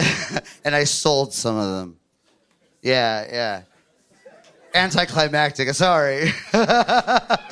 Amazing. Yeah. Do you have kids? They take forever to die. No kids. I'm too selfish for kids. I'm sorry. Okay. So where do you shoot your load when you pull out? Anywhere. I'm just happy to be shooting loads. All right. Okay. Here you go, buddy. Congratulations. You got us out of here. Thank you so much. We're done. Mario Zapata ended it. Kind of just okay, but good enough. The drawing from Ryan G. Belt is in. How about a hand for James McCann? Did the band leave? This is incredible. James McCann. Guys, play some fucking music. What the hell's going on? Jesus fucking Christ. Check out his new special, Hey America. It's on YouTube at Matt and Shane's Secret Podcast. James, tell him. Thank you for having me. I can't believe it's over. We did it. What a beautiful country. What a beautiful show. Ari Maddie, thank you for joining us on the back end. Thank you so much. The drawing from Ryan J. Belt is in at James McCann, and it's lovely. Let's see what Chris Rogers drew tonight. Whoa, Heidi with a gun. Look out. More detail than ever got to be put into that one. Thank you to Vaya. Thank you to Blue Chew Red Band. Check out the movie Das Boot. Okay, and I got a lot of tickets up for sale. I'm on tour, going to Anaheim and Salt Lake City and Detroit and a bunch of other crazy places coming up. Doing stand-up, bringing my friends with me. We're going to have a lot of fun out there. And thank you to this audience who is legendary. You guys were at the most bucket pulls ever in an episode, I do believe. Pretty positive of that. And congratulations to us all. I love you. God bless America. Good night, everybody. Thank you.